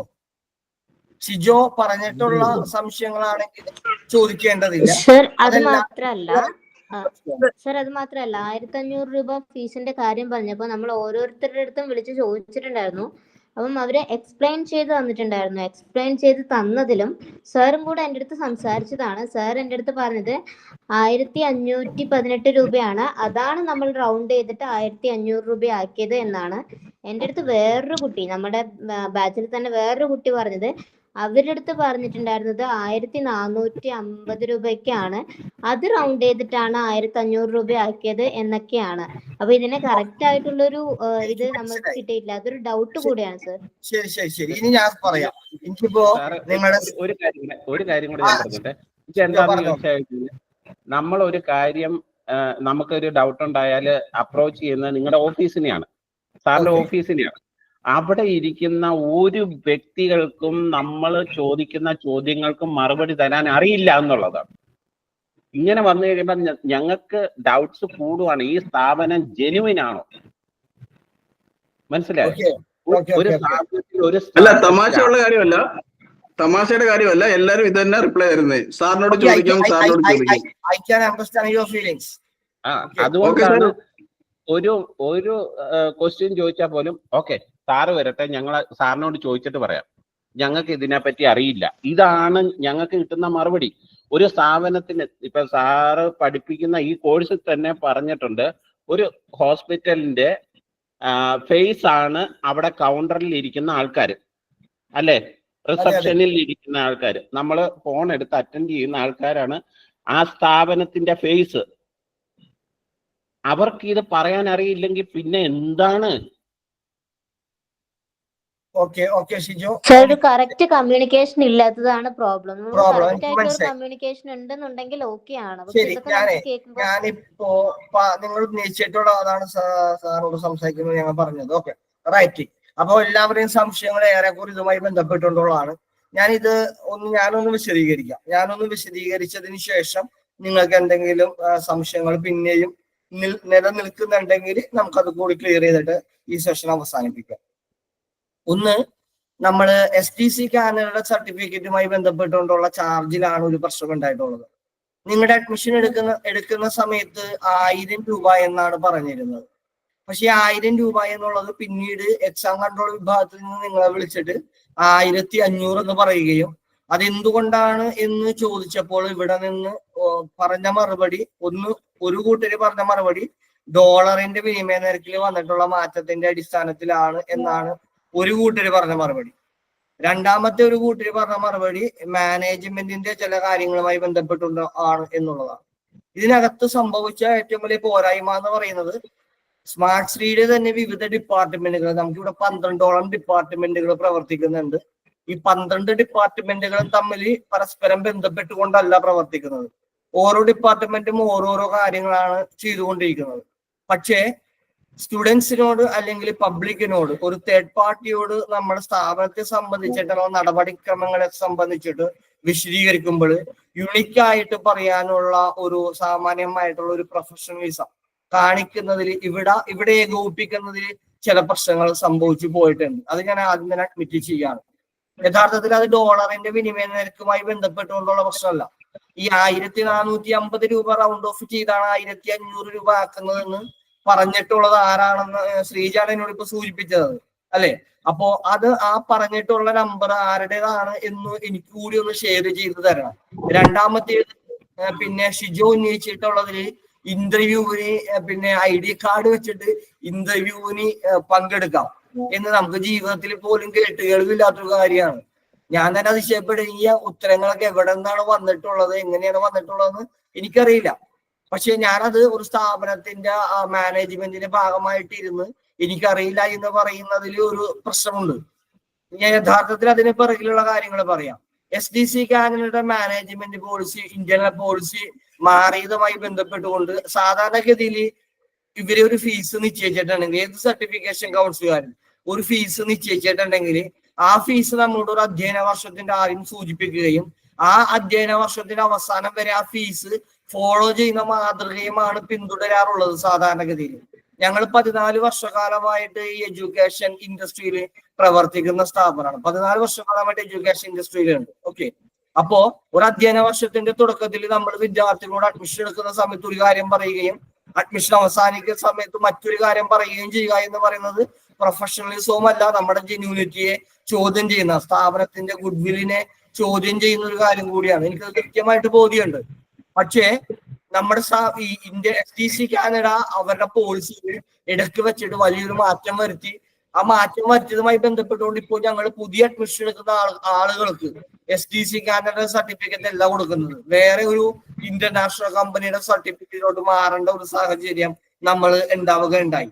അത് അല്പം കൂടി ഉയർന്ന ഫീസാണ്. പക്ഷേ അവരാ ഇടയ്ക്ക് വെച്ചിട്ട് ഇങ്ങനെ ഒരു പ്രശ്നം വന്നപ്പോൾ നിങ്ങളുടെ ബാച്ചിൽ മാത്രമല്ല, നമ്മുടെ ഒരു 15ഓളം ബാച്ചുകളിലായിട്ട് ഒരുപാട് വിദ്യാർത്ഥികളോട് നമുക്ക് ആദ്യം പറഞ്ഞിട്ടുള്ള ഒരു വാക്കിൽ നിന്ന് മാറ്റി പറയേണ്ടതായിട്ട് വന്നിട്ടുണ്ട്. അപ്പോ അതുമായി ബന്ധപ്പെട്ടുകൊണ്ട് 1518 രൂപയാണ് നമുക്ക് അതുമായി ബന്ധപ്പെട്ടുകൊണ്ട് ചെലവാകുന്നത്. അത് നമ്മൾ റൗണ്ട് ഓഫ് ചെയ്തിട്ട് 1500 രൂപ ആക്കുകയാണ് ചെയ്തിട്ടുള്ളത്. എന്നെ നിങ്ങളുടെ കൂട്ടത്തിൽ തന്നെയുള്ള പല വിദ്യാർത്ഥികളും, നിങ്ങൾ HA6 ബാച്ചുകാരാണ്. HA6ൽ നമുക്ക് 2 ബാച്ച് ഉണ്ട്, മോർണിംഗ് ബാച്ചും ഉണ്ട്, നൂൺ ബാച്ചും ഉണ്ട്. ഈ 2 ബാച്ചിലെയും വിദ്യാർത്ഥികൾ കുറെ പേര് എന്നെ നേരിട്ട് ബന്ധപ്പെട്ടിട്ടുണ്ടായിരുന്നു. എന്നെ ബന്ധപ്പെട്ട സമയത്ത് ഞാൻ അവർക്ക് കൃത്യമായിട്ടൊരു മറുപടി കൊടുത്തിട്ടുണ്ടായിരുന്നു. പക്ഷെ ഞാൻ കുറെ ദിവസം ഇവിടെ ഓഫീസുമായിട്ട് ബന്ധപ്പെടാനോ ഒന്നും പറ്റാത്ത എന്റേതായിട്ടുള്ള ചില പേഴ്സണൽ പ്രശ്നങ്ങൾ കൊണ്ട് ഒരു 2 ആഴ്ച കാലത്തോളം എനിക്ക് ഇവിടെ നിന്ന് മാറി നിൽക്കേണ്ടി വന്നു. കുറച്ച് പേഴ്സണൽ ഇഷ്യൂസ് ഉണ്ടായിരുന്നു. അപ്പോ ആ സമയത്ത് ഈ കാര്യങ്ങൾ ഏകോപിപ്പിക്കുന്നതിൽ, കോർഡിനേറ്റ് ചെയ്യുന്നതിൽ ഈ മാനേജ്മെന്റിന്റെ ഭാഗത്തു നിന്നൊരു വീഴ്ച സംഭവിച്ചിട്ടുണ്ടായിരുന്നു. ഞാൻ ഇന്നത് കയറാനുള്ള കാരണം അത് തന്നെയാണ്. കാരണം പലരും പല രീതിയിൽ പറയുന്നു എന്നുള്ളത് കൊണ്ടാണ്. അപ്പോ ഇതാണ് ഇതിന്റെ റിയലായിട്ടുള്ള കാര്യം. ഇന്ത്യൻ പോളിസിയിലെ FTC കാനഡ മാനേജ്മെന്റ് ഇന്ത്യൻ പോളിസിയിൽ മാറ്റം വരുത്തിയതുമായി ബന്ധപ്പെട്ടുകൊണ്ടാണ് 500 രൂപ കൂടുതൽ ഞങ്ങൾക്ക് നിങ്ങളിൽ നിന്ന് ആദ്യം പറഞ്ഞതിൽ നിന്ന് വിഭിന്നമായി ചോദിക്കേണ്ടി വന്നിട്ടുള്ളത്. സാധാരണഗതിയിൽ അത് അങ്ങനെ ആ രീതിയിൽ ഒരു അധ്യയന വർഷത്തിനിടക്ക് ഞങ്ങൾ മാറ്റി പറയുന്ന ആളുകളല്ല. പക്ഷെ ഈ കാര്യം ഇങ്ങനെ സംഭവിച്ചതുകൊണ്ട് നമുക്ക് വേറൊരു ഓപ്ഷൻ അതിനകത്ത് ഇല്ലാത്തത് കൊണ്ടാണ്. അതിനുള്ളൊരു കാര്യം എന്ന് വെച്ചിട്ടുണ്ടെങ്കിൽ നമ്മൾ നിങ്ങളിൽ നിന്ന് വാങ്ങുന്ന ഫീസ് എന്ന് പറയുന്നത് ഏറ്റവും നാമമാത്രമായിട്ടുള്ള ഒരു ഫീസാണ്. യഥാർത്ഥത്തിൽ ഒരു ട്യൂട്ടോറിയൽ ഫീസ് മാത്രമാണ് നിങ്ങളിൽ നിന്ന് നമ്മൾ വാങ്ങുന്നത്. നമ്മൾ തരുന്ന സർവീസിനുള്ള ഒരു ട്യൂട്ടോറിയൽ ഫീസ് മാത്രമാണ്. രണ്ടാമത്തെ കാര്യം ഐഡന്റിറ്റി കാർഡുമായി ബന്ധപ്പെട്ടിട്ടുള്ള കാര്യം. ഷിജോയും എനിക്ക് ആരാണ് ഈ ഐഡന്റിറ്റി കാർഡ് ഇന്റർവ്യൂവിന് പോകാൻ വേണ്ടിയിട്ടാണ് ഈ ഐഡന്റിറ്റി കാർഡ് നിങ്ങൾ സൂക്ഷിക്കേണ്ടത് എന്ന് പറഞ്ഞതെന്നുള്ള മറുപടി കൂടി, അത് പറഞ്ഞത് ആളാരാണ് എന്നുള്ള ഫോൺ നമ്പർ കൂടി എനിക്കൊന്ന് ഇട്ട് തരണം. നമ്മുടെ സ്റ്റാഫിൽ ആരൊക്കെയാണ്? ഇവിടെ 127 സ്റ്റാഫാണ് നമുക്ക് ആകെ ഉള്ളത്. അപ്പൊ ആരൊക്കെ എന്തൊക്കെ പറഞ്ഞു എന്നുള്ളതിനെ സംബന്ധിച്ചിട്ട് ആരെങ്കിലും തെറ്റായിട്ടുള്ള ഒരു ഇൻഫർമേഷൻ കൊടുക്കുന്നുണ്ടെങ്കിൽ, ഒരു മിസ്അപ്രോപ്രിയേറ്റ് ആയിട്ടുള്ള ഒരു മിസ്ഗൈഡൻസ് കൊടുക്കുന്നുണ്ടെങ്കിൽ ആ കാര്യങ്ങൾ തിരുത്തി പോകുന്നതിന് വേണ്ടിയിട്ടാണ്. യഥാർത്ഥത്തിൽ ഐഡന്റിറ്റി കാർഡിന്റെ പ്രശ്നം വന്നത് RSDCA എന്ന് പറയുന്ന നമ്മുടെ സർട്ടിഫിക്കേഷൻ കൗൺസിൽ. ആ സർട്ടിഫിക്കേഷൻ കൗൺസിൽ പുതിയതായി കൊണ്ടുവന്നിട്ടുള്ള ഒരു നിയമത്തിന്റെ ഭാഗമായിട്ടായിരുന്നു. നമ്മൾ അതിന്റെ പേരിലാണ് നിങ്ങൾക്ക് ഒരു ഡിജിറ്റൽ ഐഡന്റിറ്റി കാർഡ് പ്രൊവൈഡ് ചെയ്യണം എന്നുള്ള രീതിയിൽ വന്നത്. ഞങ്ങളെ സംബന്ധിച്ചിട്ട് ഈ അവസാന കാലത്ത് ഇങ്ങനെ പറയുമ്പോൾ ഓരോ ബാച്ചിലും 1000-ഉം 1200-ഉം വിദ്യാർത്ഥികൾക്ക് വേണ്ടിയിട്ട് ഈ ഐഡന്റിറ്റി കാർഡ് ഉണ്ടാക്കിയെടുക്കുക. അത് അവസാനം ഒട്ടും സമയമില്ലാത്തൊരു സമയമാണ്. കാരണം എല്ലാ ബാച്ചുകാരുടെയും കോഴ്സ് കഴിഞ്ഞതിന് ശേഷം ഓരോരുത്തരുടെയും സർട്ടിഫിക്കറ്റ് അപ്ലോഡിങ്, അതിന്റെ കറക്ഷൻ, വെരിഫിക്കേഷൻ ഇതൊക്കെ നടക്കുന്ന ഒരു സമയത്ത്, നമ്മുടെ നിലവിലുള്ള സ്റ്റാഫ് സ്ട്രെങ്ത് തികയാത്ത ഒരു സമയത്താണ് ഈ പ്രോസസ്സ് നടക്കുന്നത്. ആ സമയത്താണ് ഈ സർട്ടിഫിക്കേഷൻ കൗൺസിൽ പറയുന്നത് നിങ്ങളുടെ സ്ഥാപനത്തിൽ നിന്ന് കയറുന്ന മുഴുവൻ വിദ്യാർത്ഥികളുടെയും ഐഡന്റിറ്റി കാർഡ് അവര് പറയുന്ന ഒരു ആപ്ലിക്കേഷൻ വഴി എക്സാം സമയത്ത് അപ്ലോഡ് ചെയ്ത് കൊടുക്കണം എന്ന് കമ്പൽസറി ആയിട്ടുള്ള ഒരു നിർദ്ദേശം വരെയാണ്, മാൻഡേറ്ററി ആയിട്ടുള്ള ഒരു കാര്യം വരെയാണ്. നമുക്ക് ആ കാര്യത്തിൽ ആ സമയത്ത് വേറെ ഒന്നും തന്നെ പറയാനില്ല. നമ്മൾ 100 രൂപ അതിന് വാങ്ങുന്നത് നമ്മൾ 3 സ്റ്റാഫിന് അതിനു വേണ്ടി ഇപ്പൊ ഇവിടെ ഇരുത്തിയാക്കാണ്. നിങ്ങളുടെ ഇതിന്റെ ഫോട്ടോ, പേര്, കോഴ്സിന്റെ പേര്, കോഴ്സിന്റെ ഡ്യൂറേഷൻ, നിങ്ങൾ എൻ്റർ ചെയ്തിട്ടുള്ള സമയം, നിങ്ങളുടെ ഡേറ്റ് ഓഫ് ബർത്ത്, ഇത്രയും കാര്യങ്ങൾ ഒരു ഐഡന്റിറ്റി കാർഡിൽ നമുക്ക് പിന്നെ എഡിറ്റ് ചെയ്ത് കയറ്റേണ്ടതുണ്ട്. നമ്മൾ അതിന് വരുന്ന നാമമാത്രമായിട്ടുള്ള തുക മാത്രമാണ് അതിന്റെ ഭാഗമായിട്ട് നമ്മൾ പറഞ്ഞിട്ടുള്ളത്. മറ്റൊന്ന് ഷിജോ സൂചിപ്പിച്ചതുപോലെ പല സ്ഥാപനങ്ങളും ഐഡന്റിറ്റി കാർഡിന് വേണ്ടി പ്രത്യേക ഫീസൊന്നും ഈടാക്കാറില്ല. പക്ഷേ ഇത് നമ്മുടെ ഒരു കാൽക്കുലേഷൻ ഉണ്ടായിരുന്നതല്ല. നമ്മളാകെ നമ്മുടെ ഒരു ട്യൂട്ടോറിയൽ ഫീസ് മാത്രമായിട്ട് ഏറ്റവും ചുരുങ്ങിയ ലെവലിൽ സാധാരണക്കാരായിട്ടുള്ള ആളുകൾ കൂടി പഠിക്കണം എന്നുള്ളൊരു ആഗ്രഹത്തിന്റെ പുറത്തുകൂടി കോഴ്സ് പഠിപ്പിക്കുന്ന ആളുകളാണ് നമ്മൾ. കേരളത്തിൽ വേറൊരു സ്ഥാപനത്തിനും ചെയ്യാൻ പറ്റാത്ത അത്രയും കുറഞ്ഞ ഒരു ഫീസ് സ്ട്രക്ചറിൽ അത്രയും മികച്ച ഒരു സർവീസ്, അത്രയും മികച്ച പ്രൊഫഷണൽസിനെ വെച്ചുകൊണ്ടാണ് നമ്മൾ നമ്മുടെ മുഴുവൻ ക്ലാസ്സുകളും കൊടുക്കുന്നത്. പക്ഷെ അതിന്റെ അകത്താണ് ഇങ്ങനെയുള്ളൊരു പ്രശ്നം വന്നിട്ടുള്ളത്. എക്സാമിന് ഇത് മാൻഡേറ്ററി ആയിട്ടുള്ള കാര്യമാണ്, പക്ഷെ ടീച്ചർമാരുടെ ഭാഗത്ത് നിന്ന് അത് മാൻഡേറ്ററി അല്ല എന്നുള്ള ഒരു കാര്യം നിഷമിസോ ആരോ ഒരാൾ സൂചിപ്പിക്കുകയുണ്ടായി എന്ന് പറഞ്ഞിരുന്നു. അപ്പോൾ അത് ഏകോപിപ്പിക്കുന്നതിൽ നമുക്ക് വന്നിട്ടുള്ള ഒരു വീഴ്ച അത് ഞാൻ അഡ്മിറ്റ് ചെയ്യുകയാണ്. അപ്പൊ ഈ കാര്യങ്ങൾ ഒഫീഷ്യലി നിങ്ങളോട് തുറന്ന് സംസാരിക്കുന്നതിന് വേണ്ടിയിട്ടാണ്. നിങ്ങൾക്ക് ഇതിൽ ഉണ്ടായിട്ടുള്ള ഒരു ആശയക്കുഴപ്പം ഇന്നലെ മാം പറഞ്ഞതാണ്. നിഷ മാമാണ്. ഓക്കെ, ഞാൻ നിഷ മാമിനെ ഇന്നലെ രാത്രി വിളിച്ചിരുന്നു ഇങ്ങനെ ഇത് പറഞ്ഞപ്പോൾ. നിഷ മാം എന്താണ് അങ്ങനെ പറഞ്ഞതെന്ന് പറഞ്ഞപ്പോ നിഷ മാമിന് വേറെ ഒരു നിർദ്ദേശം നമ്മുടെ സ്ഥാപനത്തിൽ നിന്ന് കിട്ടിയില്ല. ഇതിനു മുമ്പുള്ള ബാച്ചുകൾ, ഇതിനു മുമ്പ് എക്സാം എഴുതിയിട്ടുണ്ട് ഒരുപാട് പേര്, അവർക്ക് ആർക്കും ഐഡന്റിറ്റി കാർഡ് കൊടുക്കേണ്ടി വന്നിട്ടില്ല. പക്ഷേ ഇപ്പോ പുതിയതായിട്ട് ഇപ്പൊ ഈ മാസം തുടങ്ങിയിട്ട് നിങ്ങളുടെ തൊട്ട് മുമ്പുള്ള ബാച്ചുകാർക്കും ആ സംഗതി നിർബന്ധമാക്കിയാകാണ്. നിങ്ങളുടെ തൊട്ട് മുമ്പുള്ള ബാച്ചിൽ ഒരു ബാച്ചുകാർക്ക് 2 ബാച്ചുകാർക്ക് അത് ഒഴിവാക്കി കിട്ടിയിട്ടുണ്ട്. അത് വെച്ചുകൊണ്ടാണ് ഇനി എക്സാമിന് മാൻഡേറ്ററി ആയിട്ട് ഈ ID കാർഡ് അവര് പറയുന്ന ആപ്ലിക്കേഷൻ വഴി അത് അപ്ലോഡ് ചെയ്യണം. നമ്മുടെ സ്ഥാപനത്തിൽ നിന്നുള്ള വിദ്യാർത്ഥികളാണ്, ഈ ഡ്യൂറേഷൻ സമയത്ത് തന്നെ പഠിച്ചിട്ടുള്ള വിദ്യാർത്ഥികളാണ്, ഈ ബാച്ചിലുള്ള വിദ്യാർത്ഥികളാണ്. ഈ കാര്യങ്ങൾ തെളിയിക്കുന്നതിന് വേണ്ടിയിട്ട് അത് വേണമെന്ന് സർട്ടിഫിക്കേഷൻ അതോറിറ്റി പറഞ്ഞതിന്റെ അടിസ്ഥാനത്തിലാണ് നമുക്ക് അങ്ങനെ ചെയ്യേണ്ടി വന്നിട്ടുള്ളത്. ഞങ്ങളത് ഡിജിറ്റൽ കാർഡ് ആക്കാനുള്ള കാര്യം വെച്ചിട്ടുണ്ടെങ്കിൽ അത് ഹാർഡ് കോപ്പി എടുത്ത് പിന്നെ നിങ്ങൾക്ക് അയച്ചു തന്നു വരുമ്പോൾ പിന്നെയും അതിന്റെ എക്സ്പെൻസ് കൂടുന്നു. അതിന്റെ പിറകിൽ നിങ്ങൾക്ക് സമയത്ത് കിട്ടാത്ത ഒരു വിഷയം വരുന്നു. അങ്ങനെയുള്ള കുറെ കാര്യങ്ങൾ പറഞ്ഞപ്പോഴാണ് നമ്മൾ സർട്ടിഫിക്കേഷൻ കൗൺസിലുമായി ബന്ധപ്പെട്ടുകൊണ്ട് ഞങ്ങൾക്ക് അങ്ങനെ ഹാർഡ് കോപ്പി വിസിബിൾ ആക്കുന്നതിന് കുറച്ച് പോരായ്മകളുണ്ട്, നമ്മളുടെ ഡിജിറ്റൽ കോപ്പി തന്നെ നമുക്കത് ചെയ്യാനായിട്ട് പറ്റുകയുള്ളൂ എന്ന് പറയുകയും അതിന്റെ അടിസ്ഥാനത്തിൽ അവരായിട്ട് ഒരു ധാരണയിൽ എത്തിയിട്ടാണ് ഈ കാര്യങ്ങൾ ചെയ്തിട്ടുള്ളത്. നിങ്ങൾക്ക് എന്തായിട്ടുള്ള ആശയക്കുഴപ്പം എന്ന് പറയുന്നത് നമ്മുടെ സ്ഥാപനത്തിന്റെ വ്യത്യസ്തങ്ങളായിട്ടുള്ള ഡിപ്പാർട്ട്മെന്റുകളിൽ നിന്ന് വ്യത്യസ്തങ്ങളായിട്ടുള്ള ഉത്തരങ്ങൾ ഉണ്ടായി എന്നുള്ളതാണ്. അപ്പോ ആ ഉത്തരങ്ങൾ ഉണ്ടായിട്ടുള്ളതിൽ നിങ്ങൾക്ക് ഉണ്ടായിട്ടുള്ള ബുദ്ധിമുട്ടുകൾക്ക് ഞാൻ ക്ഷമ ചോദിക്കുകയാണ്. എന്ത് വന്നാലും 2 കാര്യങ്ങൾ എനിക്ക് ഷിജോയും പിന്നെ ശ്രീജയും ഒന്ന് പ്രൊവൈഡ് ചെയ്യണമെന്നാണ് ഞാൻ താല്പര്യപ്പെടുന്നത്. ഒന്ന്, ഐഡന്റിറ്റി കാർഡ് വെച്ചിട്ട് ഒരു സ്ഥാപനത്തിന്റെ ഇന്റർവ്യൂവിൽ പങ്കെടുക്കാം എന്ന് പറഞ്ഞത് ആരാണ് എന്നുള്ളതാണ് അത് ഏത് സ്റ്റാഫാണ് പറഞ്ഞത് എന്ന് ഒന്ന് അറിയുന്നതിന് വേണ്ടിയിട്ട് അവരുടെ ഒരു ഫോൺ നമ്പർ നമുക്കൊന്ന് പ്രൊവൈഡ് ചെയ്ത് തരണം. രണ്ടാമത്തേത് 1450 രൂപ റൗണ്ട് ഓഫ് ചെയ്താണ് 1500 ആക്കിയിട്ടുള്ളത് എന്ന് പറഞ്ഞിട്ടുള്ളത്. ഇത് രണ്ടിന്റെയും കാര്യങ്ങൾ ഒന്ന് പറഞ്ഞു തരണം. ഓക്കെ, നിഷ മാം ഞാൻ പറഞ്ഞു, നിഷ മാം അങ്ങനെ പറഞ്ഞു ID നിർബന്ധമില്ല എന്ന് പറഞ്ഞത് കഴിഞ്ഞ ബാച്ചുകൾ വരെയും അങ്ങനെ നിർബന്ധം ഉണ്ടായിരുന്നില്ല. എക്സാം എഴുതിയിട്ടുള്ള ആളുകൾക്ക് പിന്നെ ID കാർഡ് വേണമെന്ന് പറഞ്ഞിട്ടുണ്ടായിരുന്നില്ല. പക്ഷേ ഇത്തവണ അങ്ങനെയുള്ള ഒരു നിർദ്ദേശം വന്നപ്പോൾ നമുക്ക് അതിന്റെ പിറകിൽ വേറെ ഓക്കെ നിഷ മാം ആണ് ബസ് എനിക്ക് മനസ്സിലായി, നിഷ മാം ആണ് പറഞ്ഞത്. അപ്പോ നിഷ മാം ബാച്ചുകൾ വരെ ഞാൻ കഴിഞ്ഞ ഷിജോ സെക്കൻഡ് കഴിഞ്ഞ ബാച്ചുകൾ വരെയുള്ള എക്സ്പീരിയൻസിന്റെ അടിസ്ഥാനത്തിലായിരുന്നു നിഷ മാം പറഞ്ഞത്. അത് ഏകോപിപ്പിക്കുന്നതിന് ഒരു പ്രശ്നം മാനേജ്മെന്റിന്റെ ഭാഗത്ത് നിന്നുണ്ടായി. കൃത്യമായിട്ടുള്ള ഒരു നിർദ്ദേശം, കാരണം നിങ്ങൾ പലരും വിളിച്ചിട്ടുള്ളത് ഫീസ് അടക്കുന്ന ആളുകളെ ആയിരിക്കാം, ഒരുപക്ഷെ ഫീസ് പേയ്മെന്റ് കളക്ഷൻ എടുക്കുന്ന ആളുകളെയോ അല്ലെങ്കിൽ നമ്മുടെ വേറെ ഏതെങ്കിലും ഒരു ഡിപ്പാർട്ട്മെന്റിലോ ആയിരിക്കാം. അപ്പോ ഇതിങ്ങനെ പറഞ്ഞപ്പോൾ ആകെ സംശയമായിട്ട് എന്നെ ഒരുപാട് വിദ്യാർത്ഥികൾ വിളിക്കുന്നു, ഇങ്ങനെ ആശയക്കുഴപ്പം ഉണ്ടാകുന്നു. നിങ്ങളുടെ ബാച്ചിൽ മാത്രമല്ല, ഉച്ചക്കലത്തേക്കുള്ള നിങ്ങളുടെ ഒരു ബ്രദർഹുഡ് ബാച്ച് ഉണ്ട്, HS6ന്റെ ന്യൂൺ ബാച്ച് ഉണ്ട്, അതിലും ഈ തരത്തിലുള്ള ഒരു ആശയക്കുഴപ്പം വന്നിട്ടുണ്ട്. ഉച്ചക്ക് ആ ബാച്ചിൽ കയറിയിട്ട് നമ്മൾ അതിന്റെ ഭാഗമായിട്ട് ആ കാര്യങ്ങൾ ഒഫീഷ്യലി ക്ലിയർ ചെയ്യുന്നുണ്ട്. അപ്പോ ഇപ്പോ ഞാൻ പറഞ്ഞ കാര്യങ്ങളിൽ നിന്ന് വ്യത്യസ്തമായിട്ട് ഒരു കാര്യവുമില്ല. ഇന്ന് തന്നെ നമ്മുടെ ഒരു സ്റ്റാഫ് മീറ്റിംഗ് ഇവിടെ നമ്മൾ വിളിക്കുന്നുണ്ട്. കഴിഞ്ഞ ദിവസം നമ്മൾ സ്റ്റാഫ് മീറ്റിംഗ് വിളിച്ച് അതിന്റെ ഒരു ക്ലാരിറ്റി നമ്മൾ ക്ലിയർ ചെയ്തിട്ടുണ്ടായിരുന്നു. എല്ലാ ഡിപ്പാർട്ട്മെന്റുകാർക്കും അതുമായി ബന്ധപ്പെട്ടുകൊണ്ടുള്ള പ്രശ്നങ്ങൾ നമ്മൾ ദൂരീകരിച്ചു കൊടുത്തിട്ടുണ്ടായിരുന്നു. പക്ഷെ ഇപ്പോ ഷിജോയും ശ്രീജയും ഉയർത്തിയിട്ടുള്ള ഗൗരവതരമായിട്ടുള്ള 2 കാര്യങ്ങളുണ്ട്. ഒന്ന്, ഇന്റർവ്യൂവിൽ പങ്കെടുക്കുന്നതിന് വേണ്ടിയിട്ട് ഐഡന്റിറ്റി കാർഡ് മാത്രം മതി എന്ന് പറയുന്നത് ലോകത്ത് കേട്ടുകേൾവി പോലും ഇല്ലാത്ത ഒരു കാര്യമാണ്. അത് നമ്മുടെ സ്ഥാപനത്തിൽ നിന്ന് ആരാണ് പറഞ്ഞിട്ടുള്ളത് എന്ന് ഞങ്ങൾക്കൊന്ന് ഐഡന്റിഫൈ ചെയ്യേണ്ടതുണ്ട്. മറ്റൊന്ന് 1450 രൂപയുടെ. ഓക്കെ, പറഞ്ഞോളൂ. ഈ ID കാർഡ് ഞങ്ങൾ എങ്ങനെ എക്സാമിന് യൂസ് ചെയ്യേണ്ടത് അതോടൊന്ന് പറഞ്ഞു തന്നു. അതെ, അത് നമ്മുടെ ടെക്നിക്കൽ ഡയറക്ടർ നിങ്ങളുടെ മെയിൻ മോഡൽ എക്സാം കഴിഞ്ഞതിന് ശേഷം നമ്മുടെ മെയിൻ എക്സാം തുടങ്ങുന്നതിന് മുമ്പായിട്ടേ നമ്മുടെ ടെക്നിക്കൽ ഡയറക്ടർ ഉണ്ട്. ടെക്നിക്കൽ ഡയറക്ടർ എക്സാം കൺട്രോൾ വിഭാഗത്തിൽ നിന്ന് നിങ്ങൾക്ക് ഒരു ലൈവ് ക്ലാസ് ഇതുപോലെ തന്നെ തരുന്നതാണ്. കാരണം എന്താന്ന് വെച്ചാല് നമ്മളിപ്പോ കഴിഞ്ഞ മൊഡ്യൂൾ എക്സാംസിനുള്ള മോഡൽ എക്സാം നടത്തുമ്പോഴേ പലരും അത് ശരിയായിട്ടുള്ള അർത്ഥത്തിലല്ല കൈകാര്യം ചെയ്യുന്നത്. അവരുടെ ടെക്നിക്കൽ നോഹോന്റെ പ്രശ്നമാണ്. ഇതിൽ പഠിക്കുന്നതില് most of the students are ഹൗസ് വൈഫ്സ്. അപ്പോ ഒരുപാട് പേര് വീട്ടമ്മമാരാണ് ബഹുഭൂരിപക്ഷം വരുന്ന ആളുകൾ. അപ്പോ അതിനകത്ത് അത് കൈകാര്യം ചെയ്യുന്നതിനുള്ള ചില കുറവുകളും കാര്യങ്ങളും നമ്മുടെ ശ്രദ്ധയിൽപ്പെട്ടിട്ടുണ്ടായിരുന്നു. അപ്പൊ അത് ഒരു മിനിറ്റ് സാർ, ഞങ്ങൾ വർക്ക്ഷോപ്പിലെ പണി ചെയ്യുന്നത്. ഞങ്ങള് വണ്ടിയുടെ കിടന്ന് ഓയിലും കാര്യങ്ങളും ഒക്കെ ഞങ്ങളുടെ കയ്യിലും കാര്യങ്ങളിലൊക്കെ ഉള്ളത്. അതിനകത്ത് ഞങ്ങൾ ഈ ഐ ഡി കാർഡ് വെച്ച് ഞങ്ങൾ എങ്ങനെ വർക്ക് ചെയ്യുന്നത്? അതോടൊന്നും ഐ ഡി കാർഡ് നിങ്ങൾ വർക്ക് ചെയ്ത ഐ ഡി കാർഡ് അപ്ലോഡ് ചെയ്താൽ മാത്രം മതിയാകും.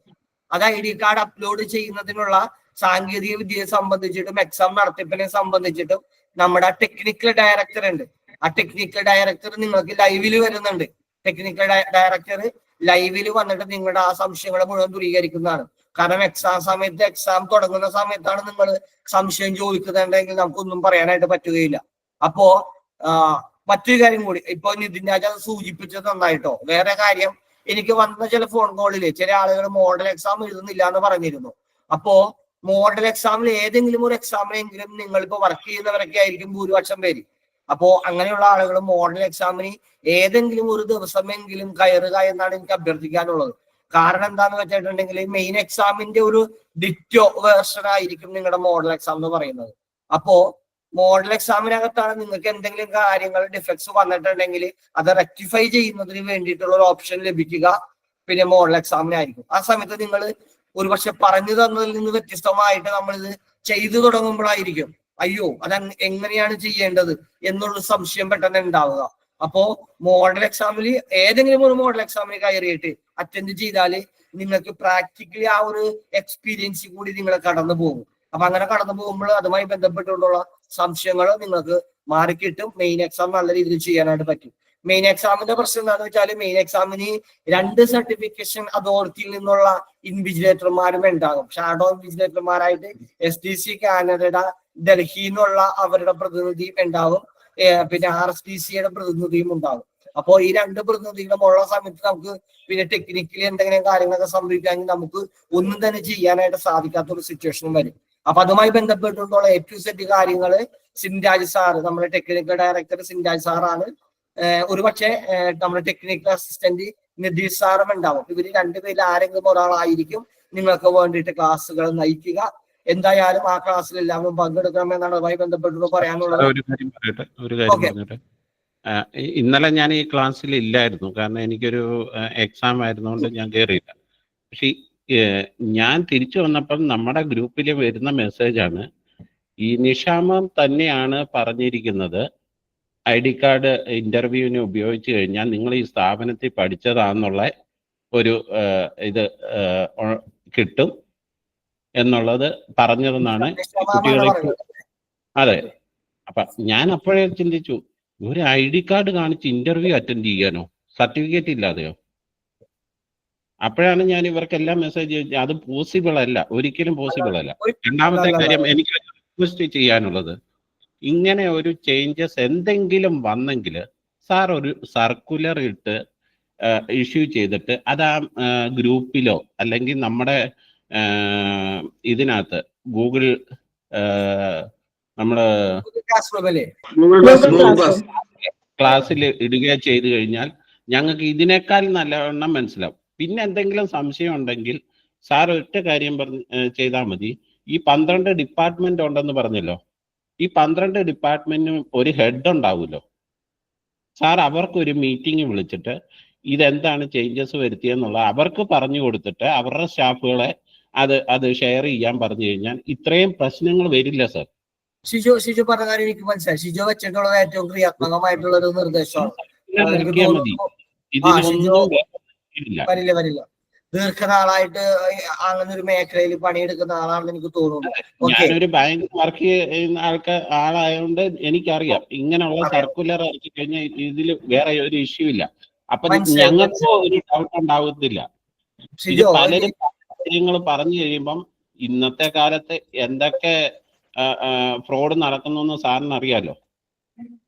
അപ്പൊ ഇങ്ങനെ പലരും പല കാര്യങ്ങൾ പറയുമ്പോ ഞങ്ങൾക്കത് ഡൗട്ടാണ്. ഈ സ്ഥാപനത്തിന്റെ ക്രെഡിബിലിറ്റിയെ തന്നെ ഞങ്ങൾ ചോദ്യം ചെയ്യും. അതാണ്. അത് മാത്രമല്ല, സർ അത് മാത്രല്ല നമ്മളിപ്പോ പറഞ്ഞോളൂ ശ്രീജ. വരുന്നത് ഈ ഒരു കാര്യങ്ങളെല്ലാം പ്രാബല്യത്തിൽ വരുന്നത് ഈ അവസാന ഘട്ടത്തിലാണ്. അപ്പം സാറിന്റെ ഭാഗത്തു നിന്നും ഒരു കറക്റ്റ് ആയിട്ടുള്ള ഒരു വെർബൽ ആയിട്ടുള്ള ഒരു കമ്മ്യൂണിക്കേഷൻ മാത്രമാണ് നമ്മൾക്ക് കിട്ടുന്നത്. അത് ഈ ഗ്രൂപ്പ് ആണെങ്കിൽ പോലും നമ്മൾക്ക് അങ്ങനെ ഒരു ചേഞ്ച് വന്നിട്ടുണ്ട് എന്നുള്ളത് വെർബൽ അല്ലാതെ എന്തെങ്കിലും റിട്ടേൺ ഫോമോ അങ്ങനെയൊക്കെ ആയിട്ട് കിട്ടിയിരുന്നെങ്കിൽ കൂടി ഇത്രയും ഡൗട്ട് വരില്ലായിരുന്നു സർ. നമ്മൾ എല്ലാത്തിനും ഓക്കെ ആണ്. നമ്മൾ സർ പറഞ്ഞ പോലെ തന്നെ ഈ ഒരു എമൗണ്ട് ഒക്കെ നമ്മൾക്ക് സാറ്റിസ്ഫൈഡ് ആണ്. പക്ഷെ ഈ ഒരു പ്രശ്നങ്ങളൊക്കെ ഇത്രയും വരുന്നത് ഇതുകൊണ്ടാണെന്നാണ് ഞങ്ങൾ പറഞ്ഞു വരുന്നത്. ശരിയാണ് ശ്രീജ. ശ്രീജയും ഷിജോയും ബാക്കി ഇപ്പോ ഇതില് സംസാരിച്ചിട്ടില്ലെങ്കിലും എന്നെ ശ്രദ്ധിച്ചുകൊണ്ടിരിക്കുന്ന മുഴുവൻ വിദ്യാർത്ഥികളും നിങ്ങൾക്കൊരു വലിയ ആശങ്ക ഉണ്ടായിട്ടുണ്ട്. ഒന്ന്, കോഴ്സിന്റെ ഒരു അവസാന ഘട്ടത്തിൽ ഇതുവരെയും നമ്മളെല്ലാ ക്ലാസ്സുകളും വളരെ നന്നായി വളരെ പ്രൊഫഷണലായി നമ്മുടെ ടീച്ചർമാർ എല്ലാവരും നല്ല ബെറ്റർ രീതിയിൽ ക്ലാസ്സുകളൊക്കെ കൊണ്ടുപോയി ഏറ്റവും നല്ല മികച്ച രീതിയിലുള്ള ഒരു സർവീസ് തന്നു. പക്ഷെ അവസാന സമയത്ത് ഒരു വലിയ കല്ലുകടി, ചെറിയ കാര്യമാണ്, വളരെ ചെറിയൊരു കാര്യമായിരുന്നു. ആ കാര്യത്തിന് അത് ചെയ്യേണ്ട ഒരു പ്രോപ്പർ വേ ഓഫ് ഇതിൽ ചെയ്തു പോയിരുന്നെങ്കിൽ ഏറ്റവും കൃത്യമായിട്ടുള്ള ഒരു കാര്യമായിരുന്നു. പക്ഷെ അത് ഒരു ആശയവിനിമയത്തിനകത്ത് വലിയ ഒരു കുഴപ്പം സംഭവിക്കുകയും ആശയവിനിമയത്തിൽ ഉണ്ടായിട്ടുള്ള ആ കുറവ് കൊണ്ട് എല്ലാവരും വലിയ ആശങ്കയിലേക്ക് മാറുകയും ചെയ്തു. അതാണ് യഥാർത്ഥത്തിൽ നിങ്ങൾ ആകെ ആശയക്കുഴപ്പത്തിൽ ആക്കിയിട്ടുള്ളത്. അങ്ങനെ ആശയക്കുഴപ്പത്തിൽ ആക്കിയിട്ടുള്ള ആ ബുദ്ധിമുട്ട് ഉണ്ടായതിൽ ഞാൻ നമ്മുടെ സ്ഥാപനത്തിന്റെ ഭാഗത്തു നിന്ന് അതിന്റെ ഒരു ഖേദം പ്രകടിപ്പിക്കുകയാണ്. ഇനി തുടർന്ന് നിങ്ങൾ പറഞ്ഞിട്ടുള്ള ഏറ്റവും ക്രിയാത്മകമായിട്ടുള്ള നിർദ്ദേശം അത് ഒരു റിട്ടേൺ സർക്കുലർ ആയിട്ട് ഒരു ഒഫീഷ്യൽ പ്ലാറ്റ്ഫോമിനകത്ത് അതിന്റെ ഒരു ആധികാരികതയോട് കൂടിയിട്ട് ഔദ്യോഗികമായിട്ടുള്ള ഒരു ആധികാരികതയോട് കൂടിയിട്ട് അത് പ്രൊവൈഡ് ചെയ്യുന്നതിനുള്ള സംവിധാനം നിങ്ങളുടെ ഒരു നിർദ്ദേശത്തെ കൂടി മാനിച്ചുകൊണ്ട് അതിന്റെ ഏറ്റവും നല്ല രീതിയിൽ ചെയ്യാൻ വേണ്ടിയിട്ടുള്ള കാര്യങ്ങൾ ഇന്ന് തന്നെ ഇപ്പൊ തന്നെ നമ്മൾ അതിന്റെ ഒരു കാര്യങ്ങൾ നീക്കുന്നതാണ്. നമ്മുടെ മുഴുവൻ ലീഡേഴ്സിനെയും വിളിച്ചു ചേർത്തിട്ട് ആ കാര്യങ്ങൾ ചെയ്യാം. എന്തായാലും നമുക്ക് ഈ സെഷൻ ഇപ്പൊ ഇവിടെ അവസാനിപ്പിക്കാമല്ലോ അല്ലേ? ഓക്കെ എല്ലാവരും ഓക്കെ. സാർ ഗൈഡിന്റെ കാര്യം കൂടി ക്ലിയർ ചെയ്ത് തരുമോ? എന്തായിരുന്നു ഗൈഡിന്റെ കാര്യം? ഇതാണ് സാർ, നമുക്ക് ഒരു മെസ്സേജ് വന്നിരുന്നു, ഒരു ഗൈഡ് ഇറക്കിയിട്ടുണ്ട്. നമ്മുടെ എല്ലാ മൊഡ്യൂളും കൂടെ ചേർത്തിട്ടുള്ള ക്വസ്റ്റ്യൻ ആൻസറുകളാണ് അതിൽ കൊടുത്തിരിക്കുന്നത്. അപ്പൊ ആ ഗൈഡ് പഠിച്ചു കഴിഞ്ഞാൽ 100% റിസൾട്ട് എന്നും പറഞ്ഞാണ് ആ ഗൈഡിൽ മെസ്സേജ് വന്നിരിക്കുന്നത്. അപ്പോൾ നമ്മൾ ഈ 6 മാസം 7 മാസം പഠിച്ചത് എന്തിനാണ്? ഞങ്ങൾ ഈ ഗൈഡ് പഠിച്ചാ പോരെ എന്നുള്ള ഒരു സംശയം വിദ്യാർത്ഥികളുടെ ഇടയിൽ എല്ലാവർക്കും ഇത്രയും ഇത് പ്രിന്റ് ഔട്ട് എടുത്ത് നമ്മള് പുസ്തകം മൊഡ്യൂൾ 1, 2, 3, 4 എല്ലാം വെച്ചിട്ടുണ്ട്. അതിന് മൊത്തം 1000 മേളിലായി. അപ്പൊ ഈ 550 രൂപയ്ക്ക് ഗൈഡ് വാങ്ങിച്ചാൽ മതിയായിരുന്നല്ലോ എന്നാണ് നിങ്ങളുടെ ഒരു ഇത്. പ്രൊവൈഡ് ചെയ്യുന്നുണ്ടെങ്കിൽ അത് ഫസ്റ്റ് തന്നെ പ്രൊവൈഡ് ചെയ്യണ്ടേ? ഈ ലാസ്റ്റ് നിമിഷത്തിൽ ഞാൻ പറയാം ഗൈഡുമായി ബന്ധപ്പെട്ടുള്ള കാര്യം പറയാം. ഇതൊരു ജോബ് കോഴ്സ് ആണല്ലോ. നമ്മള് ഇത് കോഴ്സ് പഠിച്ചു, നിങ്ങൾക്ക് സർട്ടിഫിക്കറ്റ് കിട്ടി. സർട്ടിഫിക്കറ്റ് കിട്ടിയതിനു ശേഷം നിങ്ങൾ ഒരു സ്ഥാപനത്തിൽ ഇന്റർവ്യൂവിന് പോകും. ആ ഇന്റർവ്യൂവിന് പോകുന്ന സ്ഥലത്ത് ഇവിടെ ഇന്റർവ്യൂ ഗ്രൂമിങ്ങിന്റെ ക്ലാസ് ഉണ്ട് നിങ്ങൾക്ക് വേണ്ടിയിട്ട്. പക്ഷേ നിങ്ങൾ പഠിച്ചിട്ടുള്ള വിഷയത്തിനകത്ത് നിങ്ങൾ എത്രത്തോളം ഇൻഡസ്ട്രിയൽ എക്സ്പെർട്സ് ആയി ഇന്ന് പരിശോധിക്കുന്ന ചില കാര്യങ്ങൾ, ചില ടാസ്കുകൾ ഇന്റർവ്യൂ ബോർഡിന്റെ ഭാഗത്തുനിന്ന് ഉണ്ടാകും. നിങ്ങൾ ഈ ഗൈഡ് പഠിച്ചിട്ടുള്ള ആളുകൾക്ക് എക്സാം വിജയിക്കാനായിട്ട് സാധിക്കും. എക്സാം വിജയിക്കാനായിട്ട് ഈ ഗൈഡ് പഠിച്ചാൽ മാത്രം മതി. ഓക്കെ, എക്സാം വിജയിക്കാനായിട്ട് ഈ ഗൈഡിൽ നിന്ന് 1615 ക്വസ്റ്റ്യനോ മാത്രമാണ് ഉള്ളത്. ആ ഗൈഡ് മാത്രം പഠിച്ചാൽ മതി. എക്സാം നിങ്ങൾക്ക് വിജയിക്കാനായിട്ട് പറ്റും. പക്ഷേ നിങ്ങളൊരു ഇന്റർവ്യൂ ബോർഡിനകത്ത് ചെല്ലുന്നു, അല്ലെങ്കിൽ നിങ്ങൾക്ക് അവിടെ ജോലി കിട്ടിയതിനു ശേഷം അതിന്റെ കാര്യനിർവഹണം, അതിന്റെ മാനേജ്മെന്റ് നിങ്ങൾ ചെയ്യുന്നു. ഒരു കാരണവശാലും നിങ്ങൾക്ക് അവിടെ ഒരു പ്രൊഫഷണൽ അപ്രോച്ചോട് കൂടിയിട്ട് ആ കാര്യങ്ങൾ കാര്യക്ഷമതയോടെ കൈകാര്യം ചെയ്യാനായിട്ട് പറ്റില്ല. അപ്പോ അവിടെ നിങ്ങൾക്ക് ഈ ടെക്സ്റ്റ് വെച്ച് തന്നെ മൊഡ്യൂൾ 1, 2, പാഠം 1, 2, 3, 4 എന്നുള്ള രീതിയിൽ തന്നെ പഠിക്കണം. നിശ്ചയമായും അത് പഠിക്കണം. ആ കാര്യത്തിൽ ഒരു തർക്കവുമില്ല. അപ്പൊ ഒരു ചോദ്യം വരാം, പിന്നെ എന്തിനാണ് ഗൈഡ് എന്നുള്ളതാണ്. ഇതിനകത്ത് ചേർന്നിട്ടുള്ള ഒരുപാട്, പിന്നെ ഞാൻ നേരത്തെ പറഞ്ഞല്ലോ, വീട്ടമ്മമാര് പഠിക്കാൻ സമയമില്ലാത്ത, രാവിലെ തുടങ്ങി വൈകുന്നേരം വരെ പണിയെടുത്താലും എത്ര പണിയെടുത്താലും പണി തീരാത്ത ഒരു വലിയ വിഭാഗമാണ് അവർ. അവരിൽ പല ആളുകളും ഇത്തരത്തിലുള്ള ഒരു ബുദ്ധിമുട്ട് പറയുകയും ഇതുവരെയുള്ള മോക്ക് ടെസ്റ്റുകൾ. ഇതിപ്പോ ഇതിന് ഔട്ട് ഓഫ് സിലബസ് ആയിട്ട് ഒരു ക്വസ്റ്റ്യനും വരാനില്ല. ഹോസ്പിറ്റൽ അഡ്മിനിസ്ട്രേഷനിൽ നിങ്ങൾ പഠിച്ചിട്ടുള്ള ഡിപ്ലോമ കോഴ്സ് ആണ് ഇപ്പൊ നമ്മൾ ചെയ്തുകൊണ്ടിരിക്കുന്നത്. 1 മുതൽ 4 വരെയുള്ള ഞാൻ പറയാം ഒന്ന് മെസ്സേജ് നിർത്തൂ. ഞാൻ പറയാം 1 മുതൽ 4 വരെയുള്ള മുഴുവൻ മൊഡ്യൂളുകളിൽ നിന്ന് മാത്രമാണ് ചോദ്യങ്ങൾ വരുന്നത്. അപ്പോ ഇതിനകത്തു നിന്നുള്ള നമ്മുടെ വിദ്യാർത്ഥികൾ കുറെ ആളുകൾ പറഞ്ഞത് ഈ മോക്ക് ടെസ്റ്റുകൾ പലയിടങ്ങളിലായിട്ട് ചിഹ്നിച്ച് തെറിക്കിടക്കുകയാണ്. സാറേ, ആ മോക്ക് ടെസ്റ്റുകൾ മാത്രം ഞങ്ങൾക്ക് പ്രൊവൈഡ് ചെയ്യുന്ന രീതിയിൽ ഞങ്ങളൊന്ന് എക്സാം ഒന്ന് ജയിച്ചോട്ടെ എന്നുള്ള രീതിയിലുള്ള ഒരു അഭ്യർത്ഥന അടിസ്ഥാനത്തിലാണ് നമ്മൾ ഒരു ഗൈഡ് എന്ന് പറയുന്ന ഒരു ആശയത്തിലോട്ട് നമ്മൾ എത്തുന്നത്. ഓക്കെ, അങ്ങനെ നമ്മൾ സർട്ടിഫിക്കേഷൻ കൗൺസിലുമായി ബന്ധപ്പെടുകയും ആ കാര്യത്തിന് അപ്രൂവൽ വാങ്ങിയെടുക്കുകയും ആ അപ്രൂവൽ വാങ്ങിയെടുത്ത് ഇതില് പഠിച്ചിട്ടുള്ള ഒരു വിദ്യാർത്ഥി പോലും ആ രീതിയിൽ തോറ്റു പോകരുത് എന്നുള്ള ആഗ്രഹമുണ്ട്. പണിയെടുക്കുന്ന ആളുകൾ, പ്രൈവറ്റ് മേഖല, സ്വകാര്യ മേഖലയിൽ ജോലി എടുക്കുന്ന ആളുകൾ, വീട്ടമ്മമാരായിട്ടുള്ള ആളുകൾ, പല ആളുകളും റെക്കോർഡ് ക്ലാസ്സുകൾ മാത്രം കണ്ടുപഠിച്ചിട്ടുള്ള ആളുകൾ. ഒരുപാട് പേര് ലൈവ് ക്ലാസ്സിൽ കയറിയിട്ടുണ്ട്. റെക്കോർഡ് ക്ലാസ്സുകൾ മാത്രം കണ്ടുപഠിച്ചിട്ടുള്ള ആളുകൾ. ചില ആളുകൾ റെക്കോർഡ് ക്ലാസ്സുകൾ പോലും കാണുന്നില്ല. മോക്ക് ടെസ്റ്റുകൾ മാത്രം അറ്റൻഡ് ചെയ്യുന്ന ആളുകൾ, ആഴ്ചയിൽ ഒരു ദിവസം മോക്ക് ടെസ്റ്റുകൾ അറ്റൻഡ് ചെയ്യുന്ന ആളുകൾ. അപ്പൊ അവർക്കൊക്കെ ഈ കോഴ്സ് ഇത്രയും സമയം ചെലവഴിച്ചിട്ടുണ്ട്. ജീവിതത്തിന്റെ ഒരു പ്രത്യേക ഘട്ടത്തിൽ വെച്ചിട്ട് ഇനിയൊരു കോഴ്സ് ചെയ്യുകയില്ല എന്ന് വിചാരിച്ചിട്ടുള്ള ഒരു സന്ദർഭത്തിൽ കയറി കോഴ്സുകൾ ചെയ്യേണ്ടി വന്നിട്ടുള്ള ഒരുപാട് ആളുകളുണ്ട്. ഒരു പക്ഷേ ഈ ടെക്സ്റ്റുകൾ മുഴുവനും നോക്കി വായിച്ച് പഠിച്ച് പരീക്ഷ ജയിക്കാൻ പറ്റാത്ത ആളുകളുണ്ട്, കപ്പാസിറ്റി കൊണ്ടും സാഹചര്യങ്ങൾ കൊണ്ടും. അപ്പോ അങ്ങനെയുള്ള ആളുകൾക്ക് എളുപ്പത്തിൽ ജയിക്കാൻ വേണ്ടി മാത്രമാണ് ആ ഗൈഡ്. പരീക്ഷ ജയിക്കാൻ വേണ്ടി മാത്രമാണ്. വനിതയില് പാചകം എന്ന് പറഞ്ഞിട്ടുള്ള ചില റെസിപ്പീസ് ഉണ്ടാവുമല്ലോ, ചിക്കൻ കറി വെക്കുന്നത് എങ്ങനെ, കൂൺ കറി വെക്കുന്നത് എങ്ങനെയെന്നൊക്കെ പറഞ്ഞിട്ട് നമ്മള് അത് മാത്രം വായിച്ചിട്ട് ഒരു ചിക്കൻ കറി വെക്കാൻ പോയിട്ടുണ്ട്. എങ്ങനെയായിരിക്കും അതിന്റെ എക്സ്പീരിയൻസ് ഉണ്ടാവുക? ചീനച്ചട്ടി വെച്ച് പിന്നെ വെളിച്ചെണ്ണ ചൂടാക്കിക്കൊണ്ടിരിക്കുമ്പോഴായിരിക്കും, പച്ചമുളക് വഴറ്റിക്കൊണ്ടായിരിക്കുമ്പോൾ നമുക്ക് കൺഫ്യൂഷൻ വരുന്നത്, പച്ചമുളക് എന്തോരം വഴറ്റണം എന്നുള്ളത്. ഓക്കെ, അപ്പൊ ഗൈഡ് പഠിച്ചിട്ടുള്ള ആളുകൾ എന്ന് പറയുന്നത് ഈ വനിതയിലത്തെ പാചകത്തിന്റെ റെസിപ്പി നോക്കിയിട്ട് പരീക്ഷ എഴുതുന്ന ആളുകളാണ്. അത് എക്സാം വിജയിക്കുന്നതിന് വേണ്ടിയിട്ട് മാത്രമാണ്. അതിനർത്ഥം 100% മാർക്ക് അത് വെച്ചിട്ട് മേടിക്കാൻ പറ്റും എന്നുള്ളതിന്റെ അർത്ഥം അവര് നിങ്ങളിപ്പോ ലൈവ് ക്ലാസ്സിൽ കയറി കഷ്ടപ്പെട്ട് പഠിച്ചവർക്ക് അതിന്റെ ഒരു ദണ്ണം ഉണ്ടാവുന്നു. സ്വാഭാവികമാണ്, അത് മനസ്സിലാക്കാൻ പറ്റും. കാരണം നിങ്ങൾ അത്രത്തോളം നന്നായി അത് പഠിച്ചു കഴിഞ്ഞിട്ട് ഇതുണ്ടായിരുന്നെങ്കിൽ പിന്നെ ഇത്രത്തോളം കഷ്ടപ്പെടേണ്ടിയിരുന്നില്ല, സമയം ചെലവഴിക്കേണ്ടിയിരുന്നില്ല എന്നുള്ളൊരു തോന്നലാണ് നിങ്ങൾക്ക് ഉണ്ടാവുന്നത്. പക്ഷെ അതങ്ങനെയല്ല, അതൊരു തെറ്റായ ധാരണയാണ്.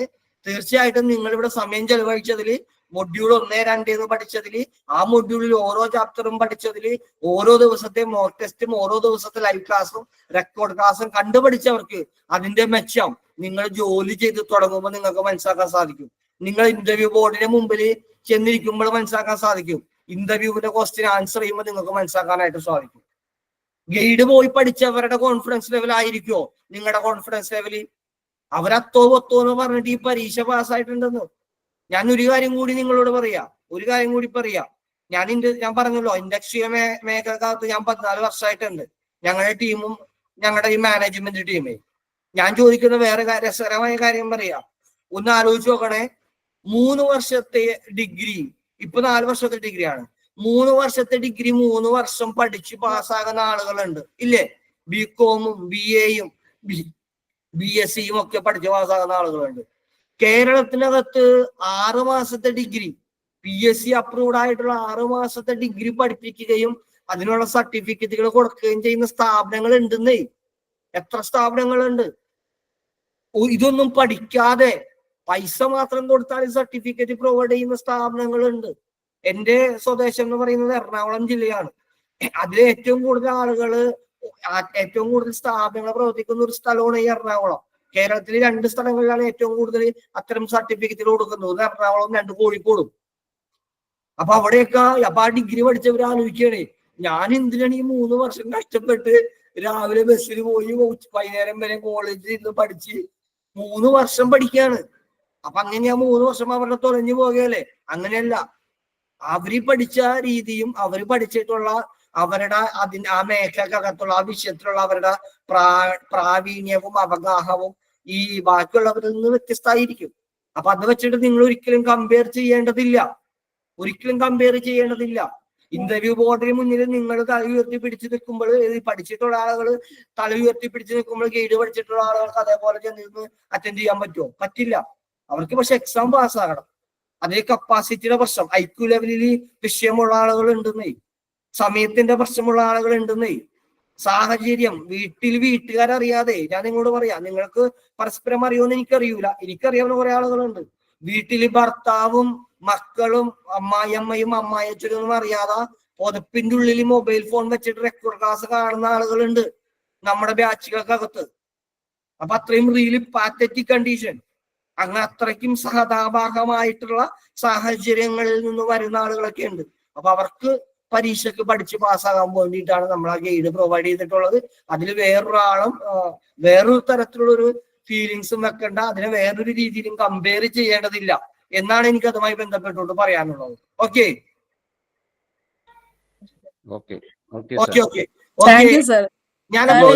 സാറ് പറഞ്ഞ ഈ ഓരോ വാക്കിലുണ്ടല്ലോ, നമ്മുടെ ഓരോരുത്തരുടെയും ഒരുപാട് സംശയങ്ങൾക്കുള്ള ഉത്തരാണ് സാർ ഇപ്പൊ പറഞ്ഞത്.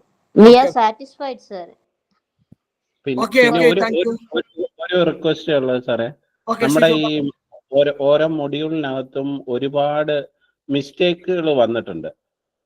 എനിക്ക് തോന്നുന്നു PDF-ലെ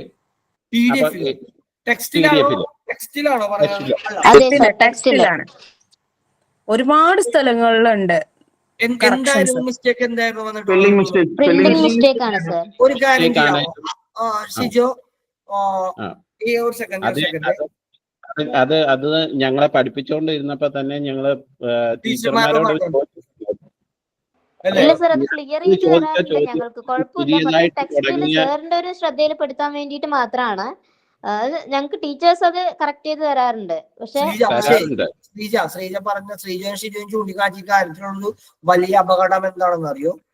നമ്മള് ചോദ്യമാണ് സാർ, ഇത് പുതിയതായിട്ട് തുടങ്ങിയ ടെസ്റ്റ് ആണോ അല്ലയോ എന്നുള്ളത്.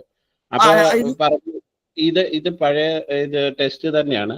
അപ്പൊ ഞങ്ങൾക്ക് ചോദിക്കാനുള്ളത്, ഇത് പഠിപ്പിച്ചുകൊണ്ടിരുന്നപ്പോ ഈ മിസ്റ്റേക്കുകൾ കാണുമ്പോൾ അതൊന്ന് നോട്ട് ചെയ്തിട്ട് അതൊന്ന് കറക്റ്റ് ചെയ്തിട്ട് പിറ്റേ ബാച്ചിന് കൊടുക്കുകയാണെങ്കിൽ അത്രയും ബെറ്റർ അല്ലേ? ഓരോ പ്രാവശ്യവും ഇത് കറക്റ്റ് ചെയ്ത് പോകേണ്ട ആവശ്യമുണ്ടോ?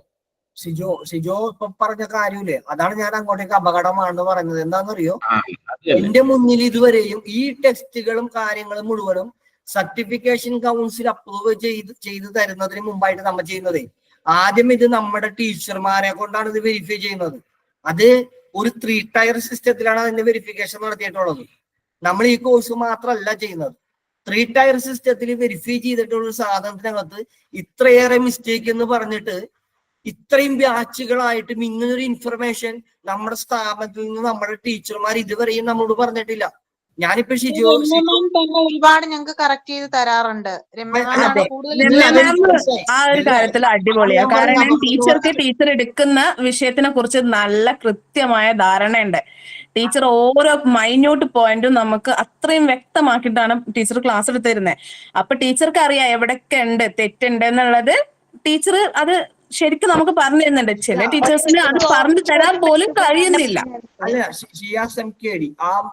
ആ മെയിൽ ഐ ഡി എന്നാണ് ഇപ്പൊ പറഞ്ഞത്. ഞാനേ അതിലൊരു അപകടം പറയട്ടെ, ടീച്ചർമാർ അത്രയും നന്നായി നിങ്ങൾക്ക് വിശദീകരിച്ച് ക്ലാരിഫൈ ചെയ്തു തരുന്നു, ഒരു തർക്കവുമില്ല. അവര് അത്രയും പ്രൊഫഷണൽസ് ആണ്. പക്ഷെ അത്രയും പ്രൊഫഷണൽസ് ആയിട്ടുള്ള ആളുകൾ വെരിഫൈ ചെയ്ത് തന്നതാണെന്ന് ആ ടെക്സ്റ്റും ആ PDF-ഉം. ഞാൻ പറഞ്ഞ കാര്യം മനസ്സിലായി? അതൊന്നാമത്തെ കാര്യം. രണ്ടാമത്തെ കാര്യം, നിങ്ങൾ ഈ തെറ്റ് അവരോട് ചൂണ്ടിക്കാണിക്കുന്നു, നിങ്ങളുടെ മുന്നിൽ അവർ ആ തെറ്റ് തിരുത്തി തരുന്നു. നിങ്ങളുടെ മുമ്പിൽ ആ തെറ്റ് തിരുത്തി തരുമ്പോൾ അത് നമ്മുടെ ഇതിന്റെ മാനേജ്മെന്റിനെ അറിയിക്കാനുള്ള ഏറ്റവും സാമാന്യമായിട്ടുള്ള ഒരു രീതി ഉണ്ടല്ലോ, ഏറ്റവും സാമാന്യമായ ഒരു കോമൺ സെൻസിൽ തോന്നേണ്ട ഒരു കാര്യമല്ലേ അത്? നിങ്ങളുടെ ബാച്ചിന് മാത്രം അത് തിരുത്തി തന്നാൽ മതിയോ? അല്ലെങ്കിൽ ക്ലാസ് എടുക്കുന്ന വിദ്യാർത്ഥികൾക്ക് മാത്രം തിരുത്തി തന്നാൽ മതിയോ? എല്ലാ ബാച്ചുകൾക്കും ഇപ്പൊ അവർ ഇതുപോലെ ഇപ്പോ ഷിജോ പറഞ്ഞപ്പോൾ ഞാൻ മനസ്സിലാക്കുന്നതേ, എല്ലാ ബാച്ചിലും അവരിങ്ങനെ സ്റ്റുഡൻസിനോട് തിരുത്തി കൊടുക്കുന്നുണ്ടാവും. പക്ഷെ ആ കാര്യം അവരിത് നമ്മുടെ ശ്രദ്ധപ്പെടുത്തണ്ടേ? അല്ലെങ്കിൽ പ്രിന്റിംഗ് ആൻഡ് പബ്ലിഷിംഗ് സെക്ഷനിൽ 16 പേര് വർക്ക് ചെയ്യുന്നതാ. പ്രിന്റിംഗ് ആൻഡ് പബ്ലിഷിംഗ് സെക്ഷനിൽ എഡിറ്റർമാരായിട്ടും പ്രിന്റർമാരായിട്ടൊക്കെ. അപ്പോ അവർക്കിടെ മുമ്പിൽ ആ കാര്യം ഒന്ന് ശ്രദ്ധയിൽപ്പെടുത്തണ്ടേ? അത് ശ്രദ്ധയിൽപ്പെടുത്താത്ത വളരെ അപകടകരമായിട്ടുള്ള ഒരു അവധാനത അവരുടെ ഭാഗത്തു നിന്നുണ്ടായി. ഞാനിപ്പോ നിങ്ങളുടെ മുമ്പിൽ വെച്ചിട്ട് എന്താ സംഭവം? ഞാൻ മാനേജ്മെന്റിന്റെ പ്രതിനിധിയായി വന്നുകൊണ്ട് നമ്മുടെ വിദ്യാർത്ഥികളുടെ മുമ്പിൽ ഇരുന്നു കൊണ്ട് ആ ടീച്ചർമാരെ തള്ളി പറയേണ്ട ഒരു ഗതികെട്ട അവസ്ഥയിലേക്ക് വന്നില്ലേ? സർ ഇത് ഞങ്ങൾ നേരത്തെയും ചോദിച്ചിട്ടുള്ളതാ. ഇത് ആരും തള്ളി പറയണോ അല്ലെന്നത് അതല്ലെന്നത് അതിന്റെ അകത്ത് അങ്ങനെ ഒരു പ്രശ്നമുണ്ട്. ആരും തള്ളി പറയണോ കുറ്റം പറയാനല്ല, ഞങ്ങളെ കണ്ണി കണ്ടത് ഞങ്ങൾ പറഞ്ഞു. ഞങ്ങളിത് പറഞ്ഞില്ല എന്നുണ്ടെങ്കിൽ വീണ്ടും ഇതേ തെറ്റ് അവര് റിപ്പീറ്റേഷൻ ചെയ്യും. അപ്പൊ അത് മറ്റൊരു സ്റ്റുഡൻസിന്റെ ഭാഗത്ത് നിന്ന് സാറിന് വീണ്ടും ഇത് കേൾക്കേണ്ടി വരുമ്പോ ഞാൻ നിങ്ങൾ പറഞ്ഞ കാര്യത്തിന് പോസിറ്റീവായിട്ടാണ് കൊടുത്തത്, നെഗറ്റീവായിട്ടല്ല പറഞ്ഞത്. പക്ഷെ ഞാൻ പറഞ്ഞതേ അതിനകത്ത് ഈ ടീച്ചർമാരുടെ ഭാഗത്ത് നിന്ന് ഉണ്ടായിട്ടുള്ള ഒരു വലിയ അപകടം, വലിയ തെറ്റല്ലേ അത്? ഒരു തെറ്റ് ഒരു അധ്യാപികയുടെ ശ്രദ്ധയിൽ വിദ്യാർത്ഥികൾ ചൂണ്ടിക്കാണിക്കുന്നു. ആ അധ്യാപിക ആ വിദ്യാർത്ഥികളോട് ആ തെറ്റ് തിരുത്തി പറയുന്നു. അങ്ങനെ തെറ്റ് തിരുത്തി പറയുമ്പോൾ ആ തെറ്റ് ഈ സ്ഥാപനത്തിൽ നിന്ന് പിന്നെ പുറത്തേക്ക് പോകാതിരിക്കാനുള്ള ജാഗ്രത ആരാണ് കാണിക്കേണ്ടത്? അത് ആ ടീച്ചർമാരല്ലേ കാണിക്കേണ്ടത്. ആ ടീച്ചർമാർ അത് കാണിച്ചില്ല എന്ന് ഞാൻ പറഞ്ഞോളൂ. അതാണ് അതിന്റെ അകത്തുള്ളൊരു പ്രശ്നം. ഇന്നിപ്പോ നിങ്ങൾ പറഞ്ഞതിന്റെ അടിസ്ഥാനത്തിൽ ഇപ്പൊ ടീച്ചർമാരെയും ഇപ്പൊ തന്നെ ഒരു മീറ്റിംഗ് വിളിക്കേണ്ടതുണ്ട്. എന്തായാലും ഈ പറഞ്ഞിട്ടുള്ള ഡിഫക്റ്റുകൾ റെക്ടിഫൈ ചെയ്യാൻ വേണ്ടിയിട്ട് ഏറ്റവും പോസിറ്റീവായിട്ടുള്ള ആംഗിളിൽ നിന്ന് ഞങ്ങളോട് സഹകരിച്ചിട്ടുള്ള ഓരോ വിദ്യാർത്ഥികളോടും നന്ദി പറയുന്നു. Thank you all of you. Thank U